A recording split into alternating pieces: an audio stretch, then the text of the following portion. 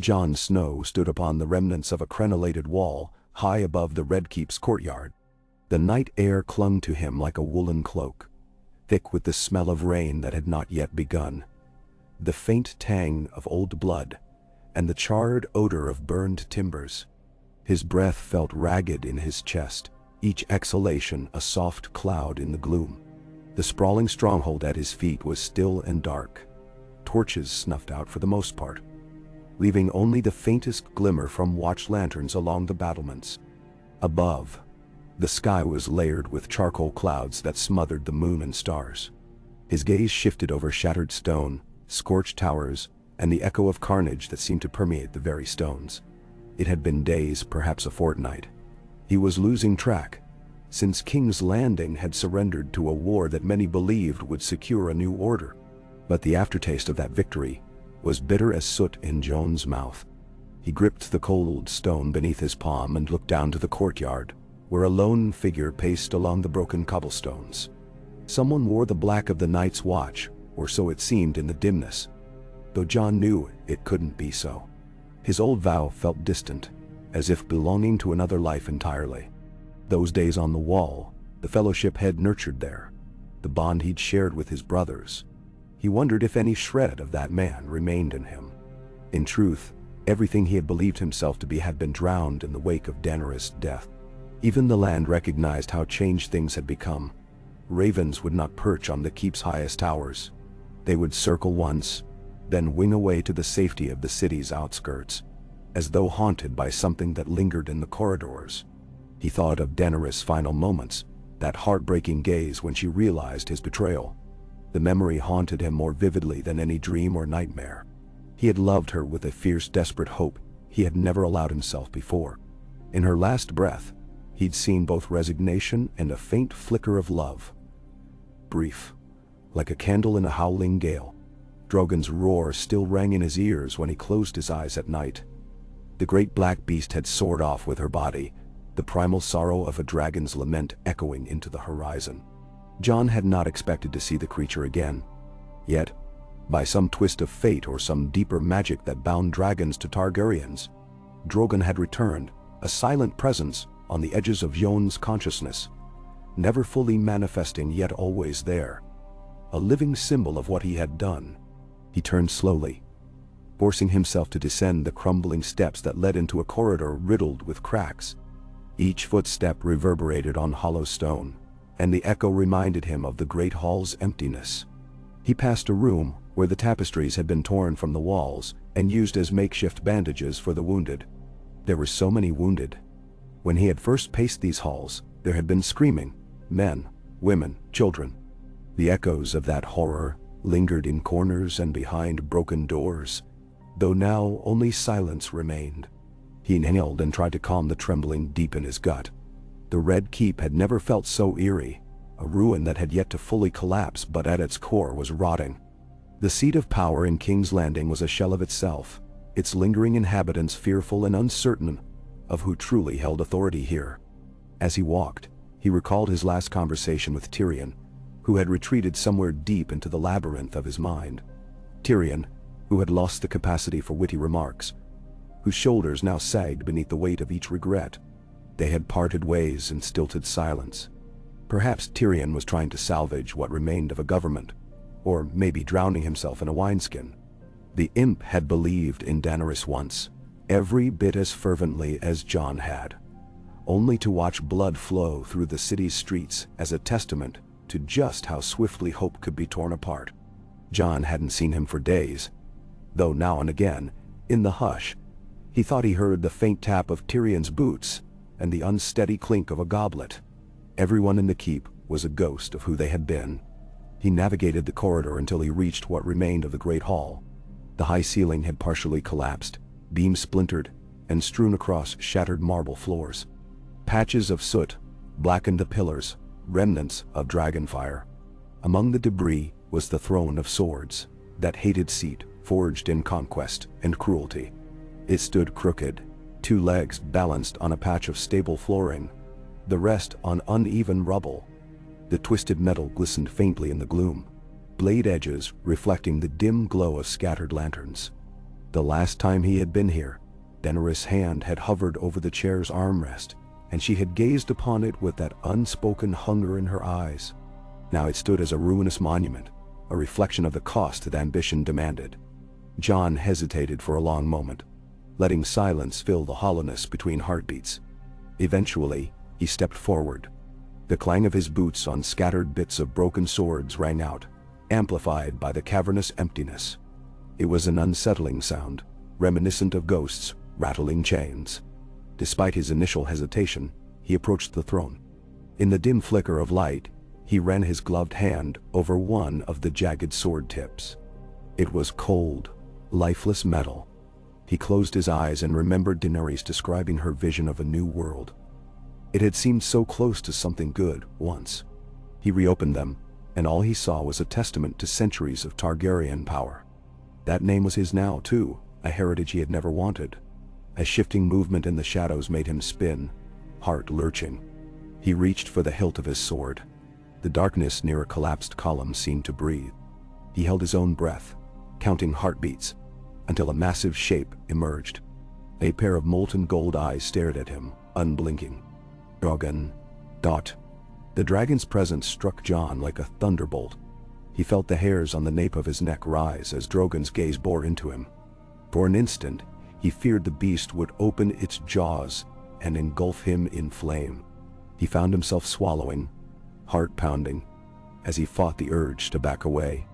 But Drogon made no move to roar or attack. Instead, the dragon's serpentine neck craned forward, sniffing the air as if reacquainting himself with Jon's scent. Jon's lips parted, but no words emerged. What could he possibly say? He watched the slow curl of smoke drift from Drogon's nostrils, felt the rush of heat that radiated off scales as dark as midnight. The creature rumbled low in its chest, a deep, resonant sound like shifting mountain stones. With painstaking slowness, Jon lowered his hand from the sword's pommel. He remained still, uncertain whether any motion might trigger an attack. But Drogon did not strike. Instead, the dragon lowered its head, and Jon, with trembling caution, stepped closer. The throne behind him seemed to recede from his awareness. This creature, fearsome and majestic, was the last living testament to Daenerys' dream. Jon found himself remembering the day she flew into the north, the day the ground trembled beneath Drogon's wings. He'd stood amid the swirling snow, half in awe, half in wariness. Now, in this grand hall that was more graveyard than seat of power, Drogon's presence felt entirely different. It was not awe he felt. It was a mixture of sorrow and guilt so profound it threatened to overwhelm him. He was the one who had ended Daenerys' life. He had justified it as an act of mercy for the realm, but that didn't alleviate the ache gnawing at his heart. To stand before Drogon was to stand face to face with the embodiment of his final betrayal. The dragon rumbled again, sniffed, and then exhaled with a gust of hot breath. Jon felt it brush his face like a sudden desert wind. It did not carry the stench of rot or malice. It carried loss. He recognized the sorrow in the creature's movements, the way Drogon's wings twitched and his massive body sagged in the shadows. The dragon missed her. Jon sensed it. Perhaps Drogon was drawn here by the same intangible compulsion that guided Jon to the throne, that same pull of memory and grief. For a protracted moment, man and dragon simply stared at each other, two grieving figures locked in the quiet hush. The seconds stretched into minutes, measured only by the steady dripping of water from a crack in the ceiling. Then Drogon shifted, pulling back, and Jon noticed that among the scattered debris there lay something else. Draped in dust, once clasped around Daenerys' waist or shoulders, was a length of black and red fabric, her house colors. Drogon nudged the fabric with a massive claw, letting it flutter. Pang stabbed Jon's chest. He saw an echo of her figure, slender and proud, walking toward this very throne. Without speaking, he stepped forward and crouched, ignoring the swirl of his own cloak. He carefully lifted the cloth, letting the dust trail away. It felt heavier than it should have, as if weighed by memory. His voice emerged at last, though it was a hoarse whisper that barely carried. "You loved her," he said to Drogon. Or perhaps to the emptiness. "And so did I." The statement felt incomplete, riddled with sorrow and regret. Yet it was all he had. Drogon's eyes were unreadable, but the dragon gave a small rumble, a noise that might have been confusion or acceptance. Jon dared to set the piece of fabric down on a chunk of marble near Drogon's claw, a gentle offering of respect. The great black head tilted, observing him, and then Drogon let out a faint, somber hiss. Jon's hand lingered on the edge of the torn cloth, searching for something in the darkness. He recalled how Daenerys had envisioned the destruction of the old ways, the dismantling of tyranny. She'd wanted to break the wheel, but in the process, she had become another spoke in it. Once he'd been powerless to stop her drive toward vengeance. Now, he felt that same frustration building in his chest, the feeling that some monstrous conclusion was lurking just beyond his reach. The city was in ruins, the old order broken, yet the new world Daenerys had promised was nowhere to be seen. There was only dust, ash, and the regrets of those who survived. He swallowed hard, and it was then that he felt a faint tingle along his skin, as if an otherworldly breeze had tickled his senses. He glanced at Drogon and saw those molten eyes shift, as if the dragon had sensed it too. Jon turned toward a different passage that led away from the great hall, half collapsed now, and choked with rubble. He couldn't see anything, yet he felt that intangible pull again, guiding him deeper into the keep's bowels. He did not know whether it was memory, fate, or just the illusions of a restless mind, but it called to him. He rose, stepping lightly across the debris, and Drogon followed at a cautious distance, wings rustling softly against the rubble. The corridor beckoned, strewn with broken chunks of stone and twisted iron bars. A gash in the ceiling let in slivers of light from the night sky outside. The pale glow illuminated dust motes swirling in the air. Jon kept moving, picking his way across the obstacle course, until he reached a large set of reinforced doors that hung awkwardly on broken hinges. They bore the scars of dragon flame, blackened and half-melted in places. He recognized them as the entrance to an older wing, built by Aegon the Conqueror for storing the spoils of war. Memories from the Citadel's teachings flickered through his mind. There were rumors of hidden vaults and secret passages within this fortress. Pushing the heavy door open with a shoulder, he peered inside. Beyond was a vaulted chamber he'd never seen before, large enough to accommodate a dragon, though it seemed improbable that was its original purpose. The floor was cracked, revealing glimpses of subterranean tunnels below. At the chamber's far end stood a small dais, the crumbling remains of a stone pedestal set beneath an arch that had been intricately carved once upon a time. Jon might have passed it off as a mere storeroom, were it not for the presence of old Targaryen sigils etched into the wall, half erased by time. Drogon, curious, nosed forward, and a burst of dust rose from the floor. The swirling haze made Jon cough, but he pressed onward. He felt drawn to the dais, where the pedestal stood. Something about it felt personal. As he neared, he saw that it was decorated with faint inscriptions. In the flickering glow of what little moonlight threaded through the cracks, he could make out runes that referred to the fires of old Valyria, the forging of the first swords, and the binding of dragons to Targaryen will. The carvings were half-worn, yet the history lived in each groove of stone. Jon lifted a trembling hand and traced his fingertips over the lines, feeling the cold stone rub against his skin. What was he meant to do here? He hardly knew. Yet he felt the crush of centuries of legacy pushing down on him. So many had fought for the Iron Throne. So many had died. Daenerys had believed she was the only rightful heir. But in truth, the seat was cursed. It devoured all who reached for it. Jon wondered if this dais had been designed to remind Targaryens of their responsibilities. Or was it a place of worship, a small shrine to their dragons? He exhaled a shaky breath, stepping back from the pedestal, uncertain of his own thoughts. Drogon watched him intently, nostrils flaring. Jon stared at the dragon, remembering the fateful day when Daenerys had chosen violence, and he had realized she would never relinquish her fight. The love he bore for her had tangled with a sense of duty, creating a maelstrom in his chest that led him to that final thrust of the dagger. Memory pressed in on him, unrelenting. He shook his head, turning to leave, but Drogon's tail swept across the floor in a rustling arc, blocking his exit. Jon looked up in surprise. The beast's golden eyes pinned him in place. A wave of heat washed over him again, along with the raw intensity of the dragon's presence. Some primal corner of Jon's mind realized Drogon was trying to communicate, though not in words.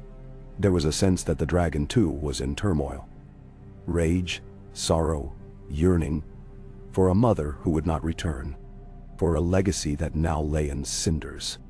Jon reached out hesitantly, resting his palm against a patch of rough scales on Drogon's side. The texture was ridged and warm, each scale like armor. Somehow, that simple contact closed a loop of mutual grief. He remembered the flames that had swept King's Landing, the terror in the faces of the innocent, and Daenerys' triumphant posture atop Drogon when she believed she was breaking the chains of the world. The devastation that followed was what turned the city into a graveyard. A question formed in Jon's mind, one that had haunted him since her death. Had everything, her dream, been doomed from the moment she hatched the dragons from the funeral pyre? Was the blood of the dragon always destined to burn the realm? Did Targaryens come into this world like a coin flip? And if so, was there only ever going to be chaos? As if in response, Drogon rumbled softly, that deep resonance shaking the air. Jon let his hand slip away, and the dragon withdrew its tail, granting him passage. He walked back into the corridor, uncertain of his direction. But Drogon followed.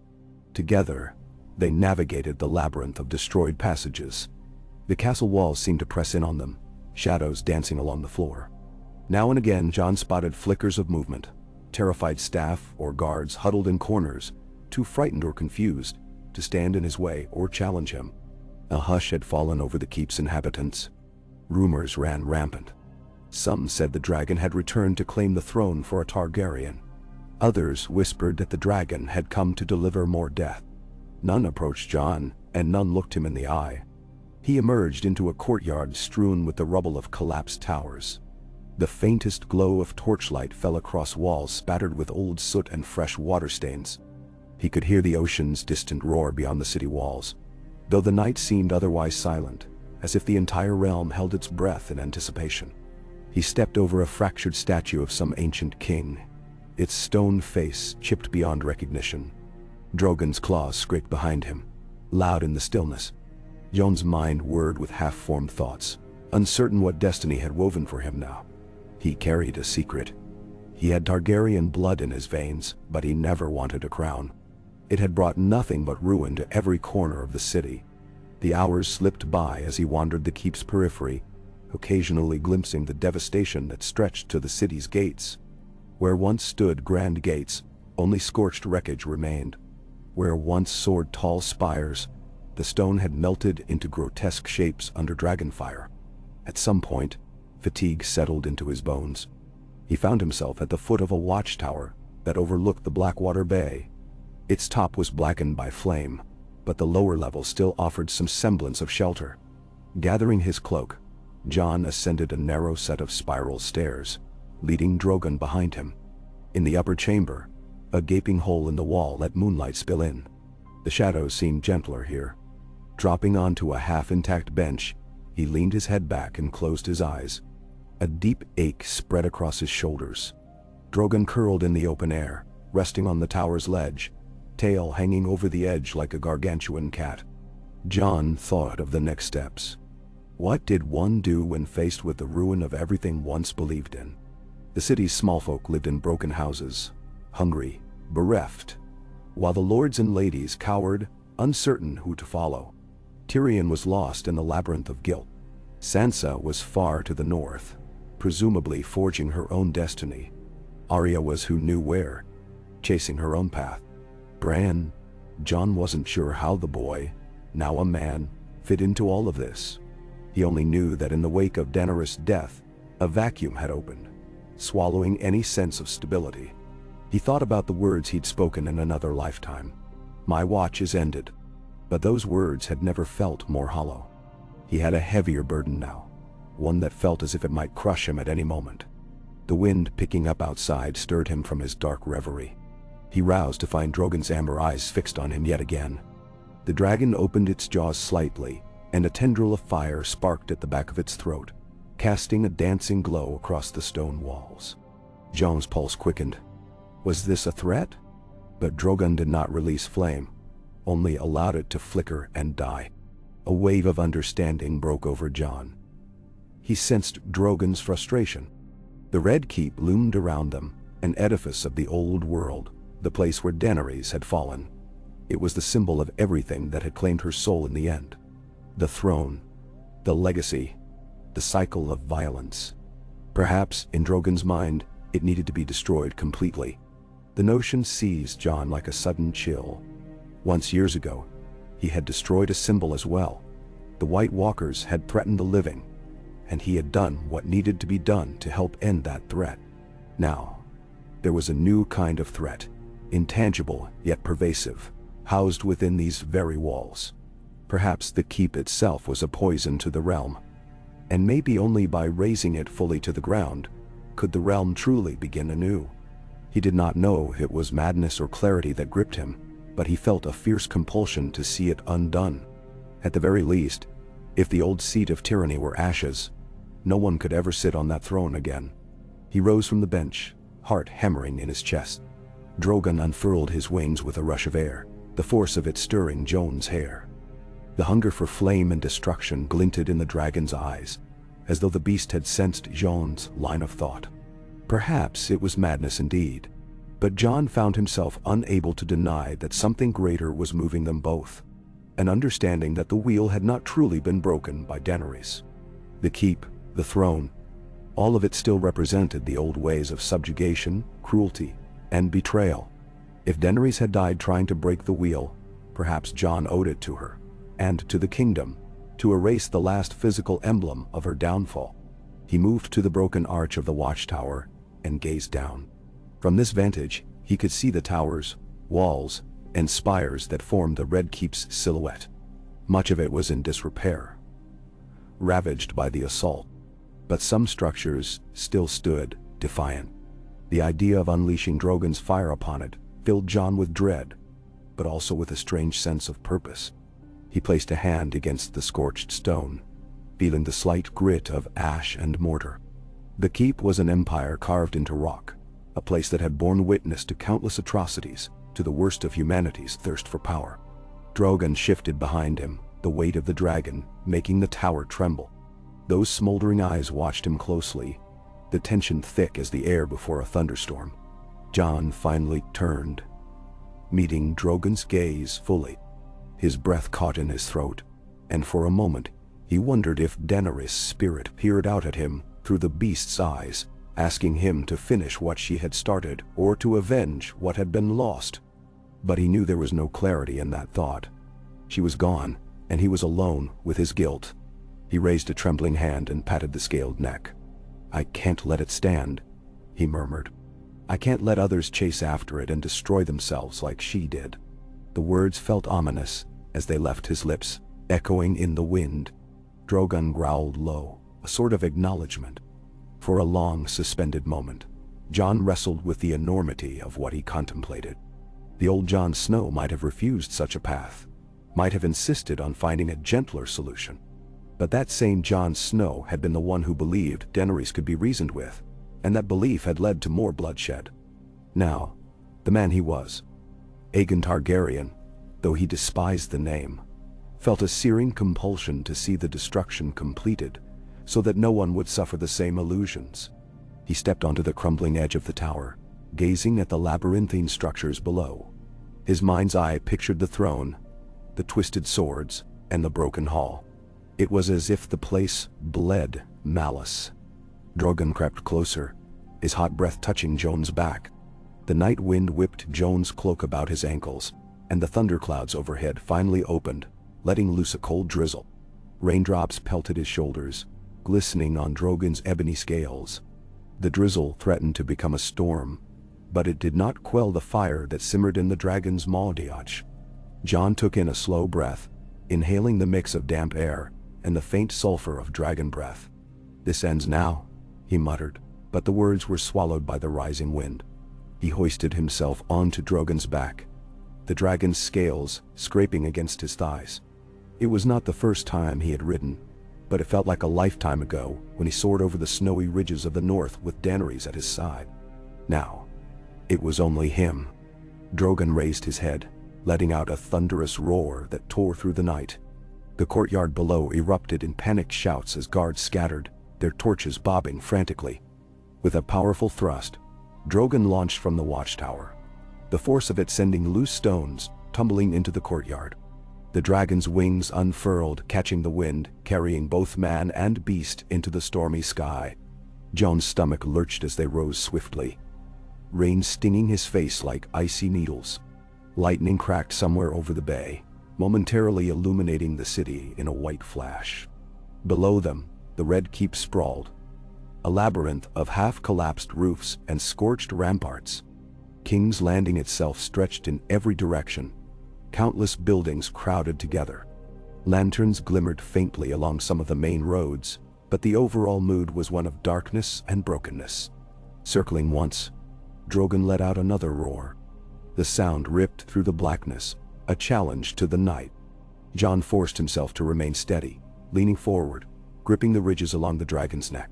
Tendrils of smoke and flame licked at Drogon's jaws, a blazing furnace waiting to be unleashed.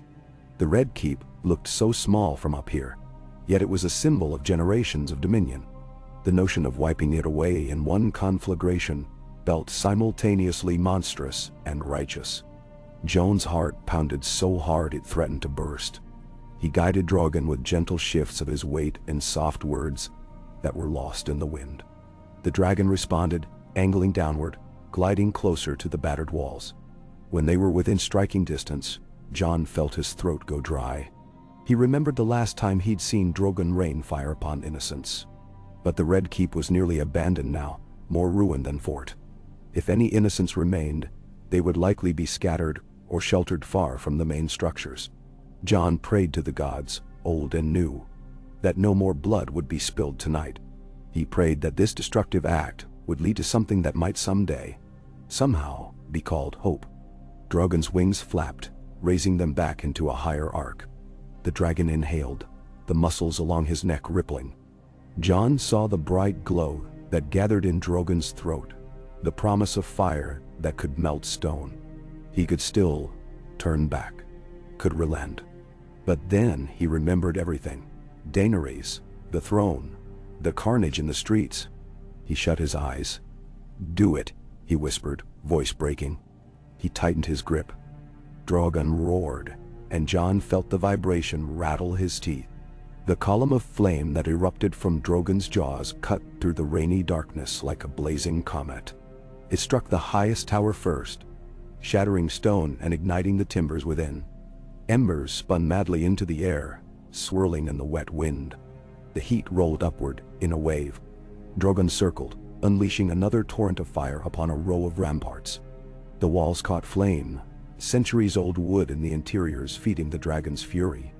Jon clenched his jaw, eyes damp not from the rain alone but from the swirl of emotion and sorrow. Every gout of fire, every crash of falling masonry, seemed to peel away another layer of memory.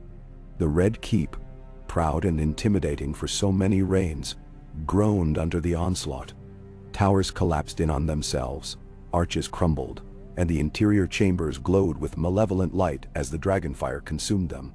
Drogon swept across the complex again, unleashing a stream of flame into the throne room, the ancient seat of swords that had drawn the blood of any who dared to claim it. The roiling inferno devoured the roof that had only just barely stood. The structure folded inward with an anguished screech. Sparks shot into the storm, riding air currents that carried them into the black sky. Jon pressed himself close to Drogon's neck, eyes burning with tears and smoke. Through the tumult, he caught glimpses of the destruction below. Spires slumping, walls crashing, the ghosts of the past incinerated in the dragon's breath. Perhaps other dragons had once done the same, centuries ago, forging the kingdom in fire and blood. Now, in a twisted mirror, Jon was tearing down with that same power. A swirl of conflicting emotions shook him. Relief, regret, guilt, and a faint sense of retribution. The last tower fell, its final vestiges crumbling into a cascade of rubble. A storm of sparks showered upward, fighting the rain. Drogon's roars wove with the howling wind, a lamentation and a benediction. Jon forced himself to watch it all, to bear witness to the destruction he was commanding. This was not a moment for triumph. It was an act of finality. The keep that had eaten Daenerys' heart and fueled her ambition was now a heap of flaming ruins. As the flames roared, the sky answered with a flash of lightning. For a heartbeat, Jon glimpsed the entire courtyard lit in stark relief. Shattered stone, twisted iron, and a swirling inferno. Then the darkness returned, broken only by the hungry glow of the dragon's fire. Drogon pulled upward, wings straining against the gale, carrying Jon away from the collapsing fortress. The thunder of falling blocks and archways rumbled like an earthquake. Ash rose to greet them, swirling in the wet air. The flight became a loop over the city, the dragon's silhouette illuminated by sporadic lightning. Citizens who still roamed the outskirts might have lifted their eyes in horror or awe as the Red Keep burned. The spectacle was both mesmerizing and terrible, a final chord in the symphony of destruction that King's Landing had witnessed. But this time, it was not turned upon the innocent. It was turned upon the symbol of tyranny itself. Jon swallowed hard, drenched by the rain, his clothes sticking to his skin. His face felt hot, despite the chill wind, and his heart hammered in his chest with such intensity that he wondered if he might die of it. After circling once more, Drogon descended toward a clearing near the waterside. The dragon landed heavily, claws digging into the soaked earth with a squelch. Jon slid off Drogon's back, stumbling on unsteady legs. He nearly collapsed to his knees, the adrenaline and heartbreak colliding in his veins. He lifted his head to see the Red Keep in the distance. Now, just a hulking mass of broken walls silhouetted against a raging inferno. Smoke curled into the storm clouds, a dark plume that would remain visible for leagues around. The seat of Targaryen rule, the seat of the Baratheons and Lannisters after, was gone, reduced to an unrecognizable ruin. For a time he couldn't move. He felt the rain wash over him, dripping down his hair into his eyes, mixing with the tears that slipped free. Drogon crouched beside him, wings half furled, posture slumped with weariness. Jon placed a hand on the dragon's flank, feeling the labored rise and fall of the creature's breath.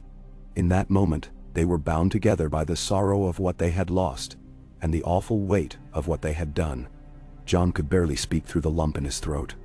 He only managed to murmur, "It's done." Though whether to Drogon or himself, he could not say. He felt no elation, no sense of justice, only a grim emptiness. Perhaps it had to be done. Perhaps it was the only way to ensure no one else would sit upon that damned throne. But the weight of his actions coalesced into a hollow ache in his chest. He closed his eyes, letting the cold rain pummel him. Daenerys had wanted a new world.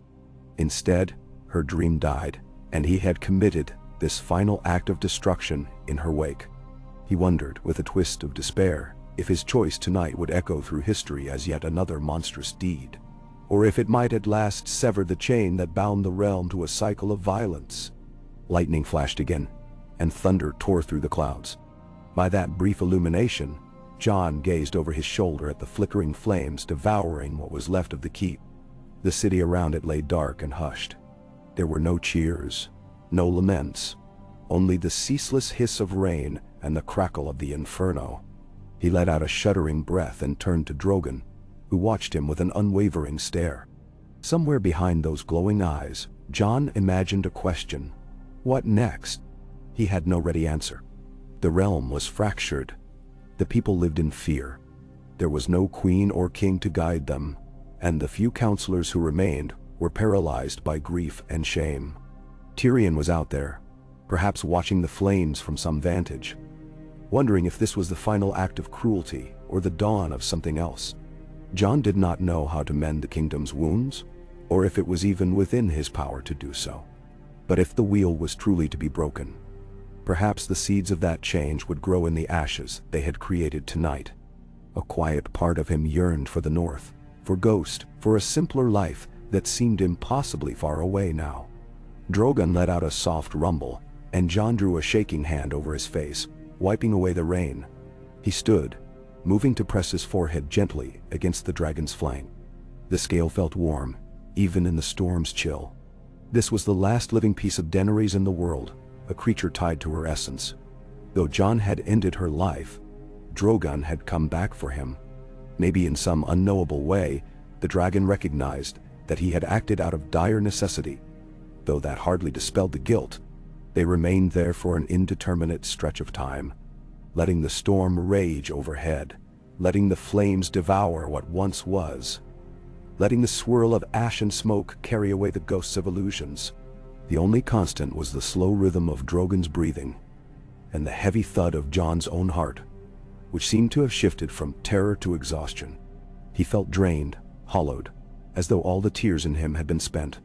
The future was a murky path, the realm's destiny an unwritten page. But the Red Keep was gone. The throne was gone.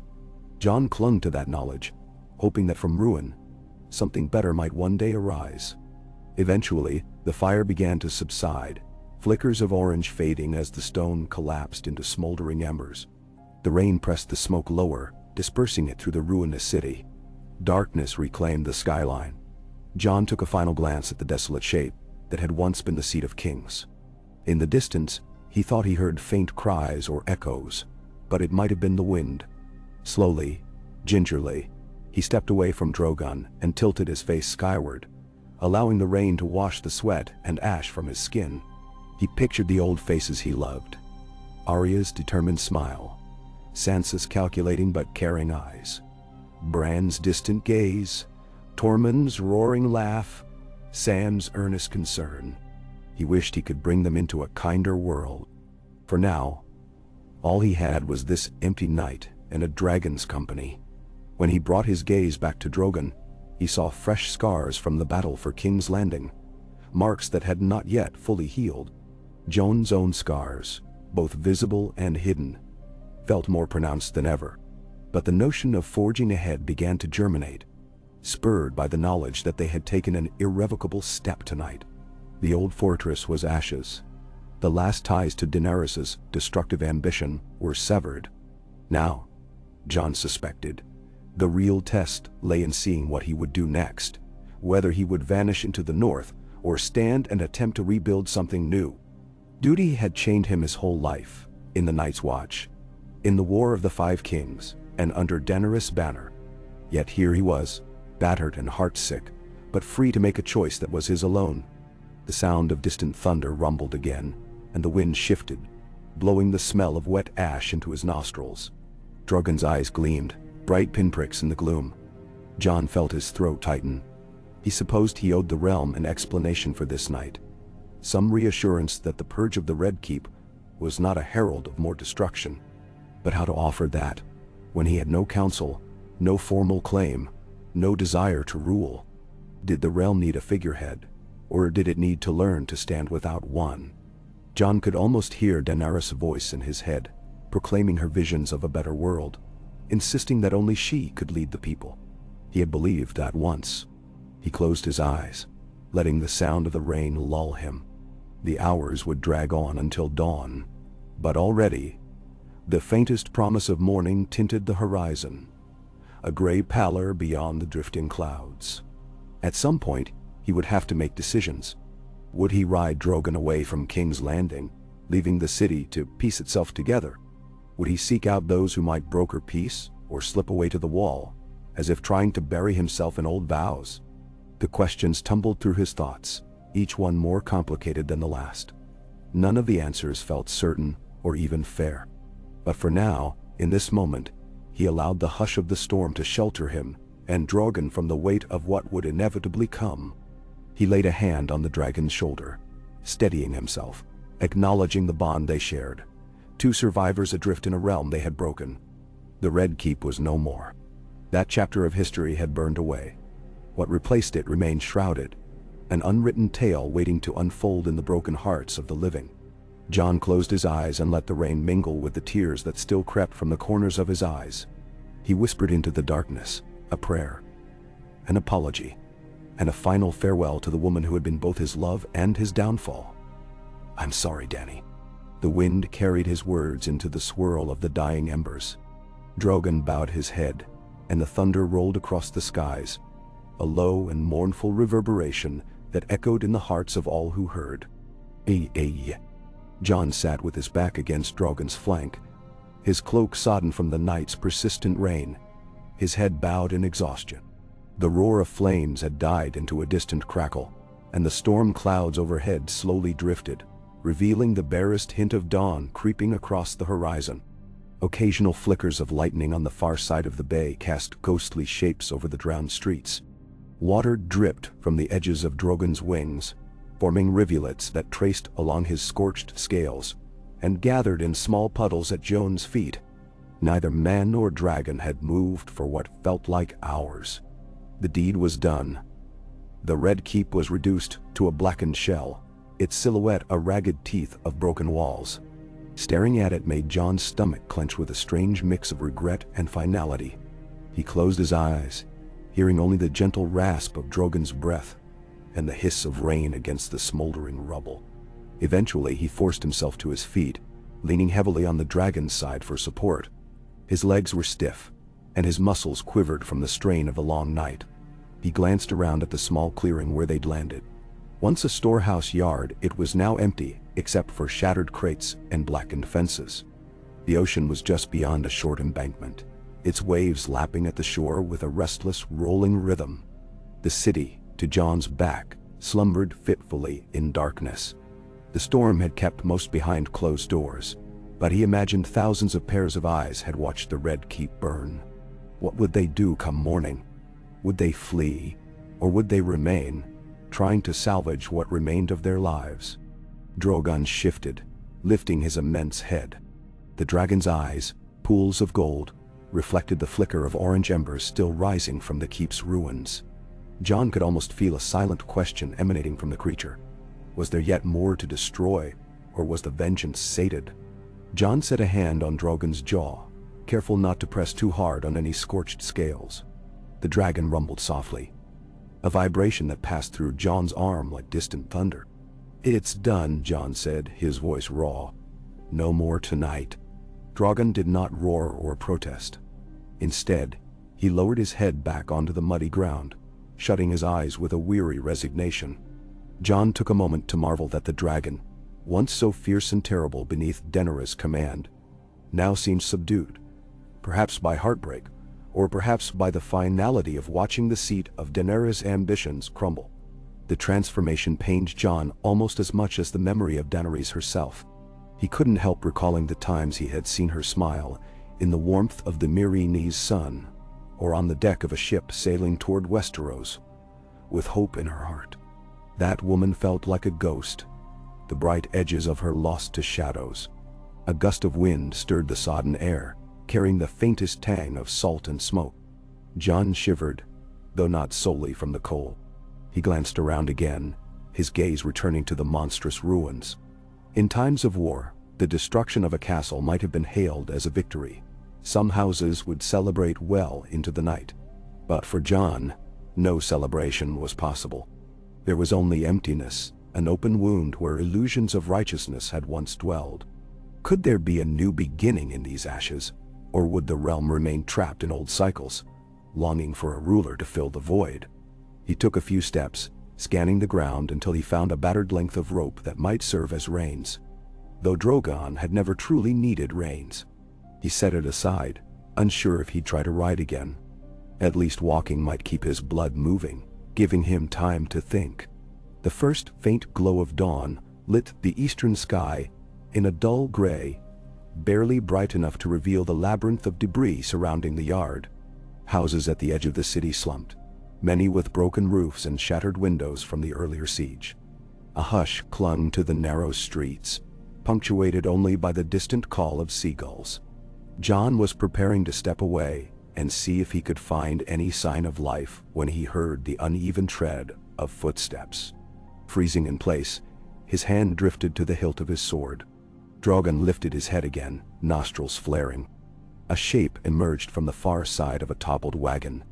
Torchlight bobbed, and the figure paused at the sight of the dragon's dark outline. The flame cast a trembling glow across muddy ground. For an extended heartbeat, neither Jon nor the figure moved. Then, with cautious steps, the individual approached, revealing a slight limp. As they drew nearer, the torchlight revealed a familiar face. ashen, streaked with grime, hair limp from the drizzle. Tyrion Lannister, Dr. Dwayne. Jon felt a knot loosen in his chest, though he wasn't certain if he felt relief or dread. Tyrion's expression was nearly unreadable. The man had deep circles under his eyes, and a haunted look etched into every line of his face. He glanced quickly at Drogon, then at Jon, and let out a long, ragged breath. "7 hells, Jon," Tyrion said softly. His voice bore none of its usual wryness, only a hollow tone. "It's gone. I saw it. The flames from half the city away." Jon nodded, uncertain how to reply. He searched Tyrion's eyes and found only sorrow. Perhaps Tyrion had come to demand an explanation, or to pour out some condemnation. But instead he merely drew closer. His small frame looked frailer than ever in the torch's glow, and the wind tugged at the threadbare cloak he'd thrown around his shoulders. He stopped within a few paces, ignoring the low rumble from Drogon's throat. "They'll speak of this for centuries," Tyrion murmured, lifting the torch to get a better view of Jon's face. "The last Targaryen burned the Iron Throne, and the keep around it." He swallowed hard, his Adam's apple bobbing. "I'm not sure whether to call you a destroyer or a liberator, Jon Snow." Jon's gaze dropped to his feet, the mud squelching under his boots. "Neither," he answered at length. "The word horse. I only finished what Dany began." Tyrion let that statement hang in the air. The flicker of firelight accentuated the lines of worry that carved his features. He inhaled, let the breath out in a shaky exhale. "I suppose," he said, voice subdued, "that's one way to look at it. We'll be hearing many opinions soon enough. But for what it's worth," he hesitated, as though the admission cost him something, "I understand." A flash of lightning raced across the bay, revealing the black skeleton of the Red Keep. Tyrion's torch flickered in the gust that followed. Jon glanced again at Drogon, who watched Tyrion with a steady, unblinking stare. The memory of those distant days when Tyrion had first pledged himself to Daenerys seemed unimaginable now. They had both stood on a deck, sailing for Westeros, full of promise. Jon closed his eyes momentarily, pushing that recollection aside. "I came to find you," Tyrion explained, looking up at Jon. "I didn't." He paused, choosing his words carefully. "I didn't want you to be alone with this." He gestured weakly at the smoldering horizon, the hush that blanketed the city. "Whatever aftermath there is to face, we should face it with at least some semblance of unity. That is, if you'll have me." Jon felt his throat tighten. Tyrion, battered as he was, still extended a hand in empathy rather than blame. The gesture of solidarity felt like a faint lifeline. Jon nodded, scraping mud from his cloak. Not sure what happens next," he admitted. The words tasted of confusion and sorrow. "All I know is that I couldn't let it stand anymore. The keep, the throne. It took her." Tyrion lowered the torch, eyes cast in shadow. "It took us all, in one way or another. Even those who survived." He shook his head as if wrestling with regret. "We can't rebuild in a day, and maybe we can't rebuild at all. But we can try. The city's in shambles. The people are leaderless. Some turn to me for guidance, but I've no authority beyond my name, and my name is worth little enough these days." "Men?" Silence stretched between them, punctuated by Drogon's heavy breathing. Jon rubbed a hand across his brow, wiping away moisture and ash. He felt weighed down by the magnitude of all that remained undone. "You helped bring me here," he said softly, glancing at Tyrion's stooped shoulders. "When we first met, you told me to be mindful of how the world saw bastards. The world sees me differently now, Tyrion. I don't know if I'm a bastard, or a king, or something else." "Munho." Tyrion's lips twisted in a wry, joyless smile. "A Targaryen who destroyed the seat of Targaryen rule." Historians will be scratching their heads for years.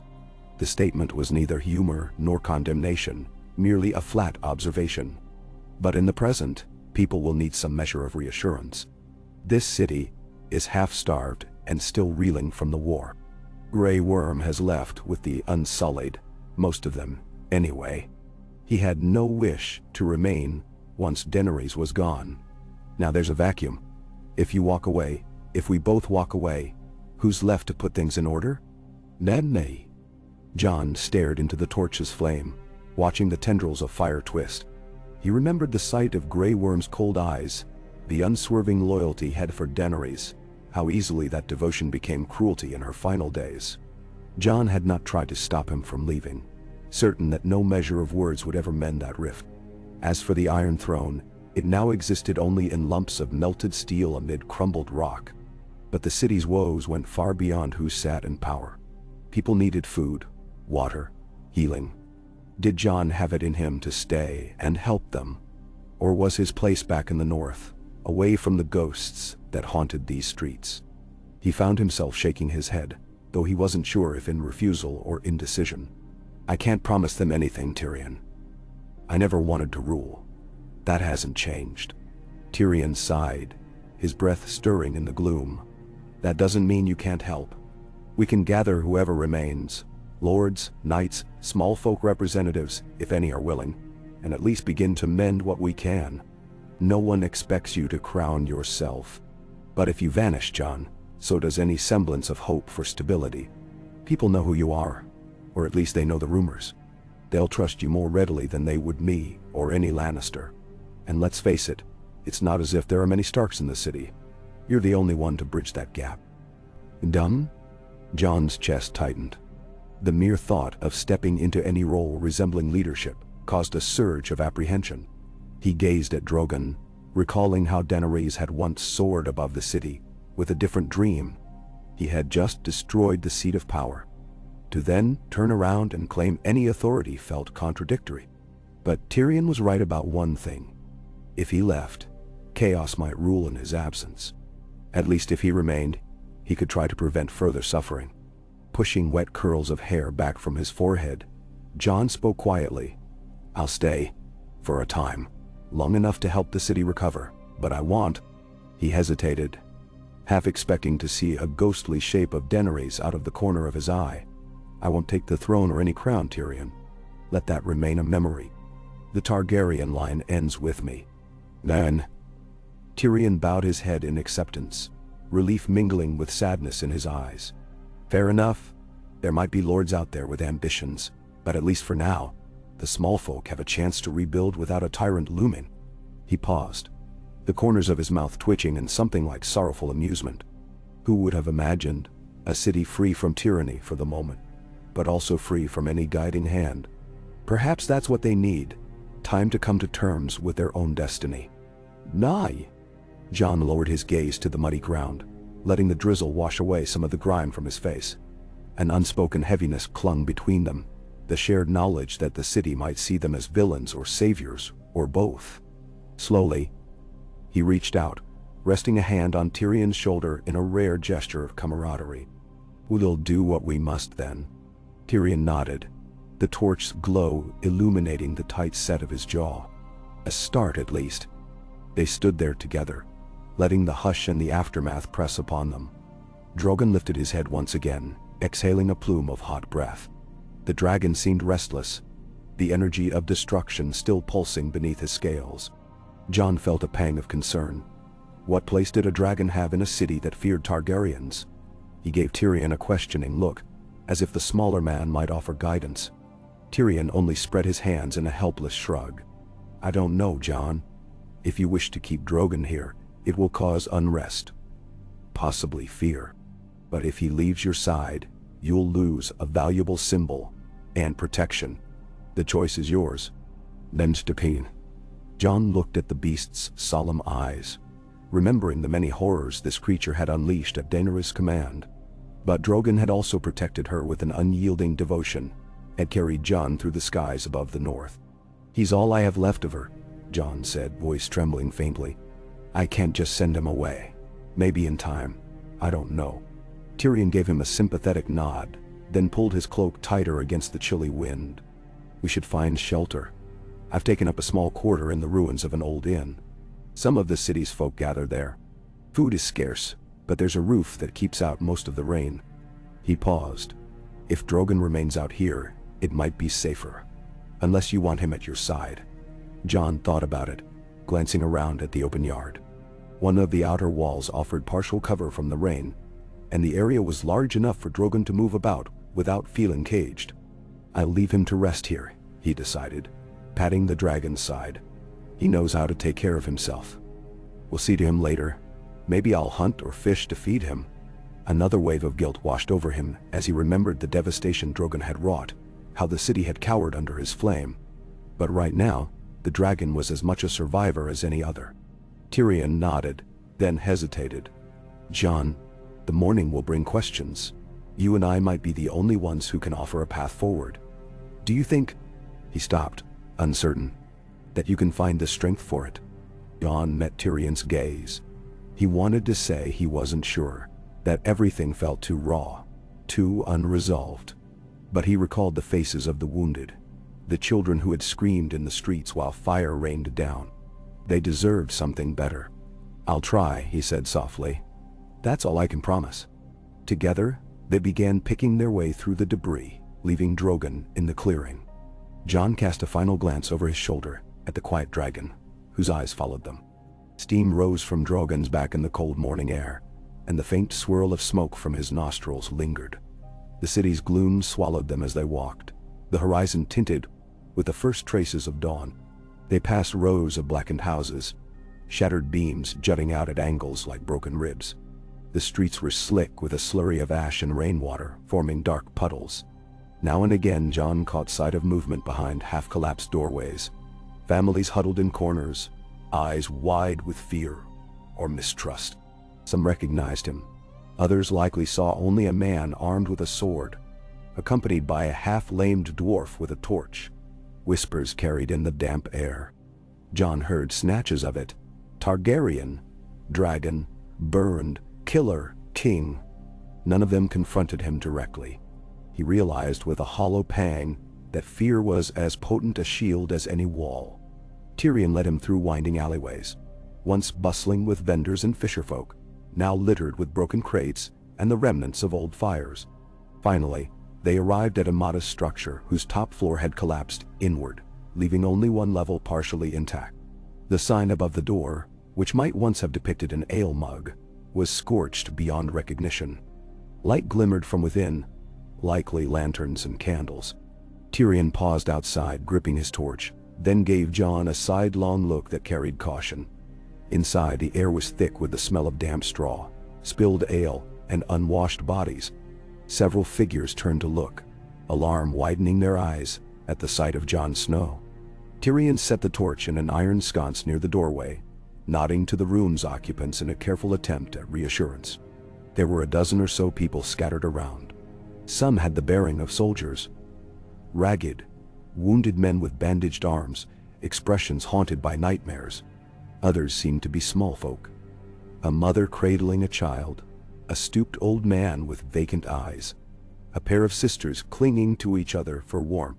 One figure, a woman with close-cropped hair and a bruise across her cheek, took a step forward. Jon recognized her as one of the few knights who had turned cloaked to support Daenerys in her final push. A reluctant conscript, or so the stories went. Her gaze flickered between Jon and Tyrion. "We saw the keep burn," she said, voice quavering. Does that mean we're free?" The question sounded childlike in its vulnerability, as though the concept of freedom had become a distant myth. Jon felt words lodge in his throat, uncertain how to answer. Tyrion, shifting under the intensity of so many gazes, cleared his throat. "It means the last vestige of the old tyranny is gone, for good or ill," he said, sounding as though each word weighed heavily. "Now it's up to all of us to decide what that means. There is no throne to sit upon anymore. No dragon queen commanding you. No Lannister king perched on high. The city is yours, ours, to shape." Moran. A brief hush followed, broken only by the low crackle of a makeshift fire in the corner. Jon met the eyes of the small folk, remembering the chaos on the streets, the screams, the bodies burned. He could almost taste the ash on his tongue. Something in him twisted at the question. How could he stand before them and claim to give them anything after everything that had happened? The woman who had spoken wore a battered breastplate that bore no house sigil, only a patch of black cloth pinned where her coat of arms might have been. She set her jaw, glancing at John. "We need food," she said bluntly. "And a place to sleep that doesn't leak. The city's granaries were destroyed in the siege. The fishers can't take their boats out properly because the docks are half broken. Men are roaming the streets, looting what's left." A muffled sob rose from somewhere in the corner where a mother huddled, pressing her child close. John's throat clenched. His mind whirled, searching for a solution. The keep's structures were gone, but the city had farmland to the south, fishing grounds along the coast. If people banded together, they might rebuild. But they needed leadership, direction, a sense of protection. It was easy to burn a symbol. Forging a future was far more daunting. He stepped forward, voice quiet, but carrying in the stillness. "I know I have no right to ask your trust after what you've seen, what many of you have suffered. But I swear I will do what I can to help you find food and shelter. We'll gather supplies from the outskirts, see what farmland remains untouched. We can form patrols to keep looters at bay." He paused, his gaze moving from face to face.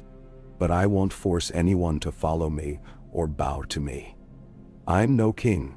If there's any among you willing to help, then we stand together as equals." His words sounded strange to his own ears. He half expected the group to regard him with anger or scorn. Instead, a few of them exchanged uncertain glances. After a taut silence, the short-haired knight nodded, setting her shoulders. "I'll do what I can. My name is Farah. I pledged my sword to Daenerys when she liberated my village in the Reach. But I can't keep watch alone." A soldier missing 2 fingers on his left hand raised his voice.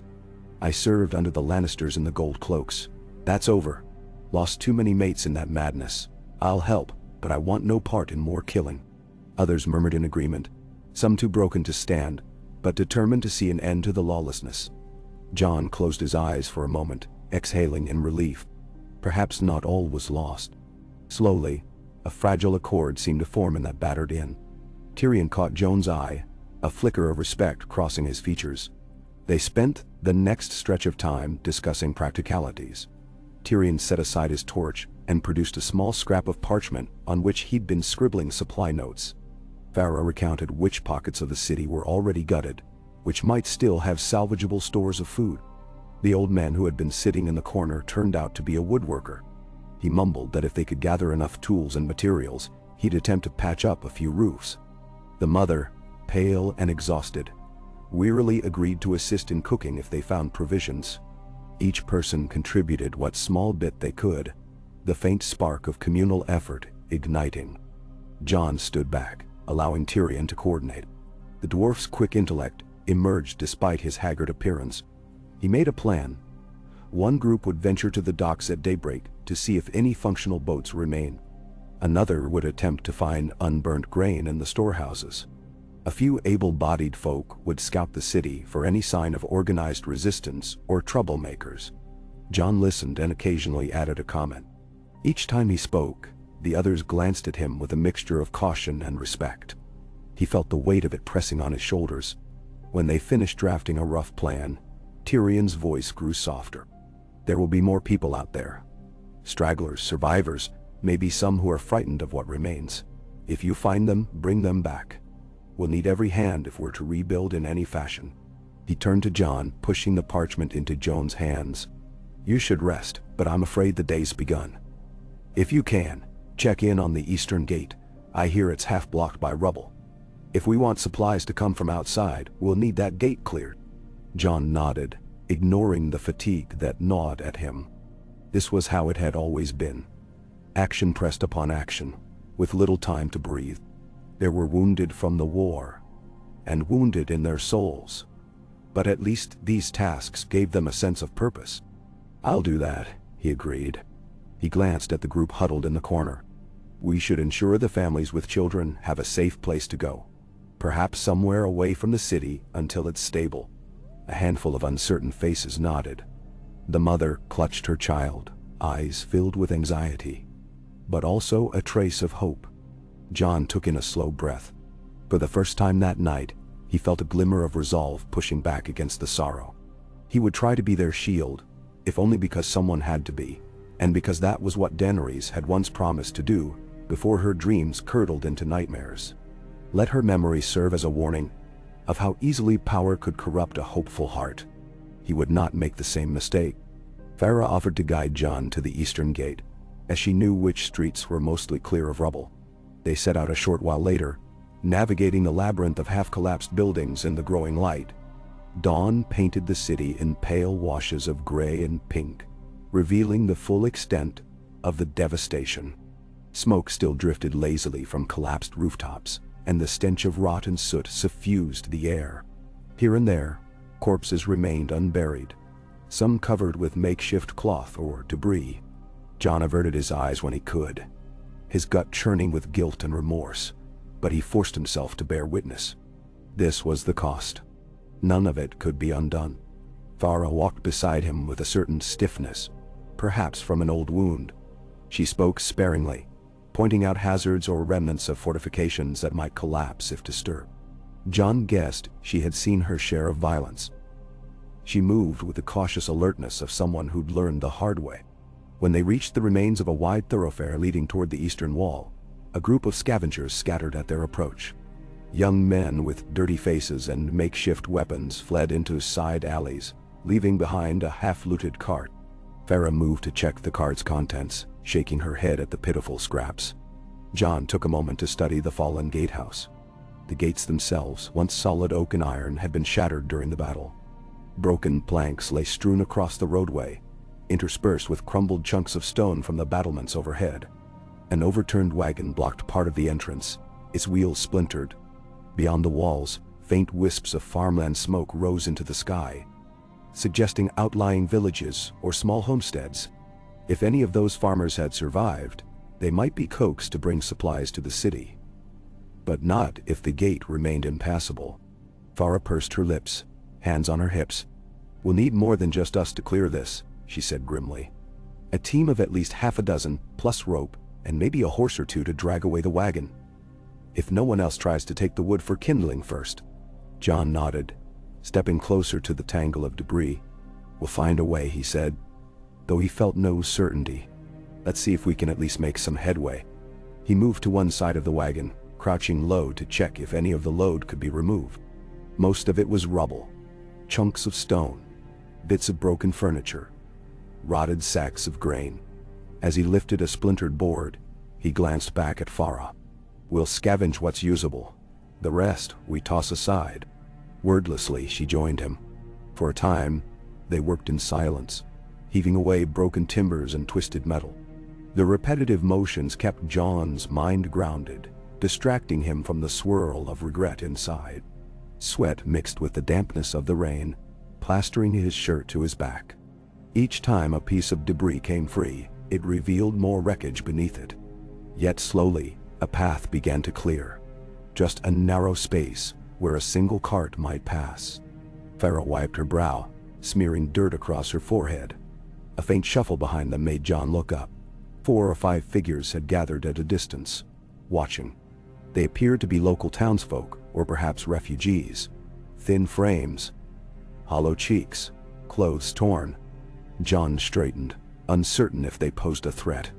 But then a woman with graying hair stepped forward, tentatively, and set down a woven basket of what looked like turnips. Without a word, she joined Farah, placing her hands on a large plank of wood. The others followed, silently assisting in lifting and carrying rubble away. Jon felt a flicker of gratitude. He offered them a grim smile. "Thank you," he said quietly. They didn't respond with words, but their eyes betrayed the same steely determination to see their city freed from the ruins. Soon, the sweat of collective labor joined the morning air, a faint sense of communal spirit blossoming amid the destruction. As the sun rose higher, more stragglers appeared, some battered, some half-starved, but all needing purpose. Under Jon's direction, the group organized into pairs, hauling large blocks of stone away from the gate's entrance. Every so often they paused to rest, panting in the dusty sunlight, and scrounged for morsels from the turnip basket. Jon helped distribute the meager food, conscious of how quickly it would run out. At one point, a younger man, maybe 15, collapsed from exhaustion.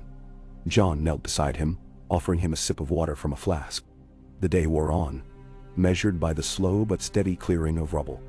Farah was tireless, her arms shaking from strain but refusing to stop. The older woman with the turnips coughed repeatedly, yet she carried on.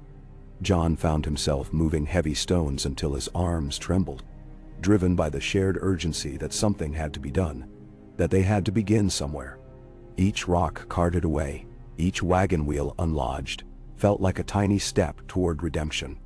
In the late morning, a sudden commotion at the far end of the street drew their attention. A half-dozen mounted riders in battered armor approached at a trot, carrying spears and swords. John's group tensed, uncertain whether these newcomers were friend or foe. John rose, blinking sweat from his eyes. The lead rider, a lanky man with a salt and pepper beard, halted and surveyed the scene. His horse stamped at the rubble. "You there," the rider called, voice echoing off the scorched walls. "What are you about?" John stepped forward, uneasy. "Clearing the gate. We aim to make the city passable again." The rider's gaze swept over John's face, then drifted to his sword. "You're Jon Snow," he said, voice laced with a hint of awe or fear. "I recognize you from the talk in the camps. They say you have a dragon, that you burned the Red Keep." "Nantio." A murmur rippled through the group, some of them stepping back in apprehension. John kept his expression neutral. "The keep is gone," he replied evenly. "We're working to rebuild what we can. If you've come to cause trouble." He trailed off, letting the implication hang in the air. The rider let out a dry laugh, shaking his head. "Gods, no. We're no threat to you or the city. We've come from the Tumbleton outskirts. Heard the fighting was done. Decided to see for ourselves if the city was open for trade. What's left of it, anyway. Got some wagons behind us, mostly wood, a bit of barley. We're starving out there too, but maybe we can barter." "Then?" John's shoulders eased fractionally. "Then you're welcome, if you're peaceful." He glanced at the half-cleared gate. "We've still got work to do before wagons can pass, but with your help, we can get it done faster." The rider hesitated, glancing at his companions. Then, with a curt nod, he dismounted, handing the reins to one of his men. "Well enough. If it means we can bring in goods safely, let's clear a path." Then die. One by one the other riders dismounted, and soon they were pitching in as well, hauling debris alongside the ragtag group of survivors. Swords and spears were set aside in favor of rope and pry bars. Hours crept by, measured by the scrape of stone on stone and the distant cries of gulls circling overhead. The sun climbed higher, beating down upon them. Whenever exhaustion threatened to overwhelm John, he reminded himself that he was far from alone. Men, women, and youths pressed on, forging a fragile unity in their labor. By midday, they had cleared enough rubble to allow a single wagon through. The Tumbleton riders tested it with their horses, carefully picking a path around jagged stones. It would require caution, but it was a start. A collective sigh of accomplishment rippled through the group. Some dared to smile, though it was a small, tired smile. John took a long drink from his flask, poured some water into his hand to wash grit from his face. The salt and pepper rider, who introduced himself belatedly as Osric, clapped John on the shoulder. "You've done more for these folk in a day than many lords have done in years," he remarked. "I've no love for Targaryens, but, well, you're different, I'll grant you that." John grimaced, wiping his chin. "I'm no lord, and the name Targaryen has caused too much harm already." Osric nodded in sober agreement, not pressing the matter. He gestured at the path beyond the gate. "We'll head back for our wagons, see if we can get some supplies moving in. Will it be safe?" John considered the possibility of bandits or remnants of Cersei's loyalists. "We'll keep watch. Bring what guards you can spare." The city's still. Wounded. That word felt inadequate, but it was all he could manage. Osric gave him a final nod, then mounted his horse and rode off with his men, leaving the group behind to rest. John sank onto a piece of broken masonry, stretching out his arms, which ached fiercely.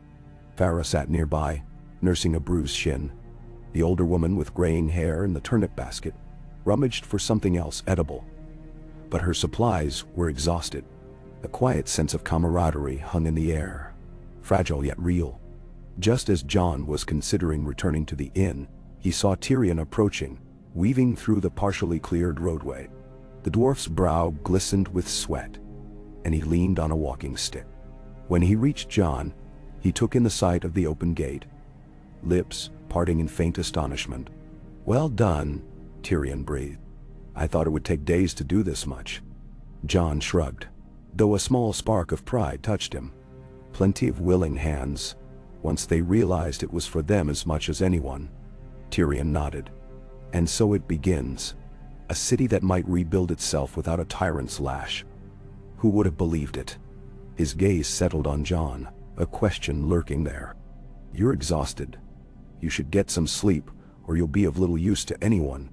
Jon smiled ruefully. He was indeed bone-tired, his eyes gritty from lack of rest.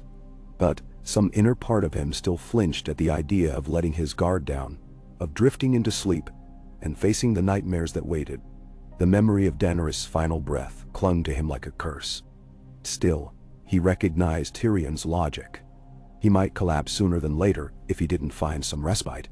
He pushed himself to his feet, ignoring the protest of his muscles. "I'll head back," he agreed. "Check on Drogon too. He was resting near the water. He'll need to feed soon." Tyrion pursed his lips, a trace of concern in his eyes. It might be wise to set up some kind of vantage point for him, so the city doesn't panic every time he moves. Though I suspect panic is unavoidable. Jon sighed. "I know." The thought of the dragon overshadowing the city reminded him of the final days of the siege. How terror had become a constant presence. "We'll figure it out, one step at a time." They shared a quiet look of understanding. Then Tyrion turned, addressing the others near the gate. "Good work here. Those who are able should gather tools and see about reinforcing that gap. We don't want stones tumbling and crushing passers-by." A few nodded, rising on wobbly legs to continue the effort. Jon began the walk back toward the clearing by the bay, Farah accompanying him for part of the way until she diverged to check on her former companions. The city felt slightly more awake now. Small groups roamed, looking for salvageable bits of timber or personal belongings. Jon passed streets where the rubble was stacked in precarious heaps, wondered how many days or weeks or months it would take to truly restore King's Landing. Perhaps some parts could never be rebuilt. Eventually, he reached the yard where he had left Drogon. The stretch of ground looked much the same as before, though the rain had stopped, and the sun now shone weakly through a thin veil of cloud. Drogon was curled in a half-circle, his eyes closed. For a moment, Jon thought the dragon slept, but as he stepped closer, Drogon's lid slid open, revealing that molten gold stare. The creature inhaled, a low rumble vibrating in its chest. Jon sank to his knees a few paces away. "Hey," he said quietly, as if greeting an old friend. Drogon lifted his great head, sniffing the air. Jon took a moment to study the dragon's form. Scales scuffed and chipped, minor wounds from the battle's final assault. He moved closer, resting a tentative palm on Drogon's flank. The dragon let him, though the tension in the massive muscles suggested wariness. "We need to get you fed," Jon murmured. "The city, it's not in a good state. I'll have to find something outside these walls. Maybe game in the fields." Even as he spoke, a wave of weariness washed over him, his eyelids heavy. His body demanded rest before undertaking another expedition. Drogon's sides rose and fell, each breath warm and resonant. Jon found himself leaning against the dragon's scaled shoulder, letting that warmth seep through him. He had not intended to fall asleep right there, but his body betrayed him. The exhaustion that had been accumulating for days overcame him in that moment. He felt himself slide into a half-dream, images flickering behind closed eyelids. Daenerys' face framed by windswept hair, the hush of the north's snowy fields, the glint of a dagger. He tensed in his sleep, murmuring wordless apologies to a memory that would not answer. But Drogon did not stir, did not shake him off. The dragon's breathing remained slow and steady, and Jon, lulled by that rhythm, sank deeper into a tormented doze. In the far recesses of his mind, he felt the city's pain like a dark tide, and behind it lay the ashes of the keep, still smoldering in the midday sun. If he dreamed, it was a swirl of remorse, duty, and some faint flicker of hope. Time slipped away. When Jon finally roused, The sun was lower in the sky, casting long shadows across the yard. Drogon was gone. At least, he was no longer right beside Jon. Alarm jolted through Jon's chest as he pushed himself upright, scanning the clearing. He spotted the dragon's shape a short distance off, near the shoreline, half invisible behind a curtain of battered fishing nets and driftwood piles. On unsteady legs, Jon approached, relieved to see Drogon had only moved a little ways away, likely in search of something. The yard was otherwise empty, save for a few gulls picking at scraps. Jon's stomach rumbled, reminding him he hadn't eaten more than a few bites since before dawn. He placed a hand on his sword hilt, almost as a reflex, and then remembered the plan he and Tyrion had outlined. People would be searching for supplies, forming small pockets of leadership. It was the first day of 1,000 days of work. No new banners had been raised, and no declarations had been made. The city belonged to itself, and he would do what he could to help it heal. He turned his gaze to the horizon, where the sun was edging toward a swirl of pink and orange clouds. The breeze carried the tang of salt and the memory of smoke. In that expanse, Jon glimpsed both the emptiness of all had lost and the faint stirring of a new beginning. The Red Keep lay in ruins, its tyranny ended, but the consequences of that act stretched out before him like a winding road, uncertain and treacherous. He inhaled slowly, tasted the brine on his lips, and allowed the moment to ground him. Drogon lifted his head at the sound of Jon's footsteps, turning those golden eyes upon him. Jon reached out a tentative hand, resting it against the dragon's scales. They were warm under the fading sunlight, a living reminder of what power and destruction had wrought. "Come on," Jon whispered. "Let's see what the night brings. We'll find a way forward." He didn't know if Drogon understood, but the dragon blinked slowly, then lowered his head, exhaling a soft gust of breath that stirred Jon's hair. Beyond them lay the city, battered and broken, but not wholly defeated, beginning a second day without a ruler upon the Iron Throne. Somewhere in that labyrinth of rubble, Tyrion would be charting supplies, people would be clearing streets, and children would be crying for mothers lost. It was a tapestry of grief and resilience woven into every shadowed alley. Jon brushed the dust from his cloak, straightened, and gazed at the glow of approaching dusk. He felt as though he stood on a precipice, the wind of uncertainty tugging at him. The future stretched out in all directions, uncharted. For once, there was no war council, no royal command, no prophecy dictating his path. Only the simple, impossible task of picking up the pieces, day by day, and hoping to do a small measure of good in a land steeped in sorrow. His thoughts turned to those in the north. Sansa, Arya, Brandishdartel. They had all chosen their own roads. Perhaps when King's Landing had steadied enough to stand on its own, he would look northward. But for now he belonged here, amid the ashes of the Targaryen dream, forging something kinder from the remnants.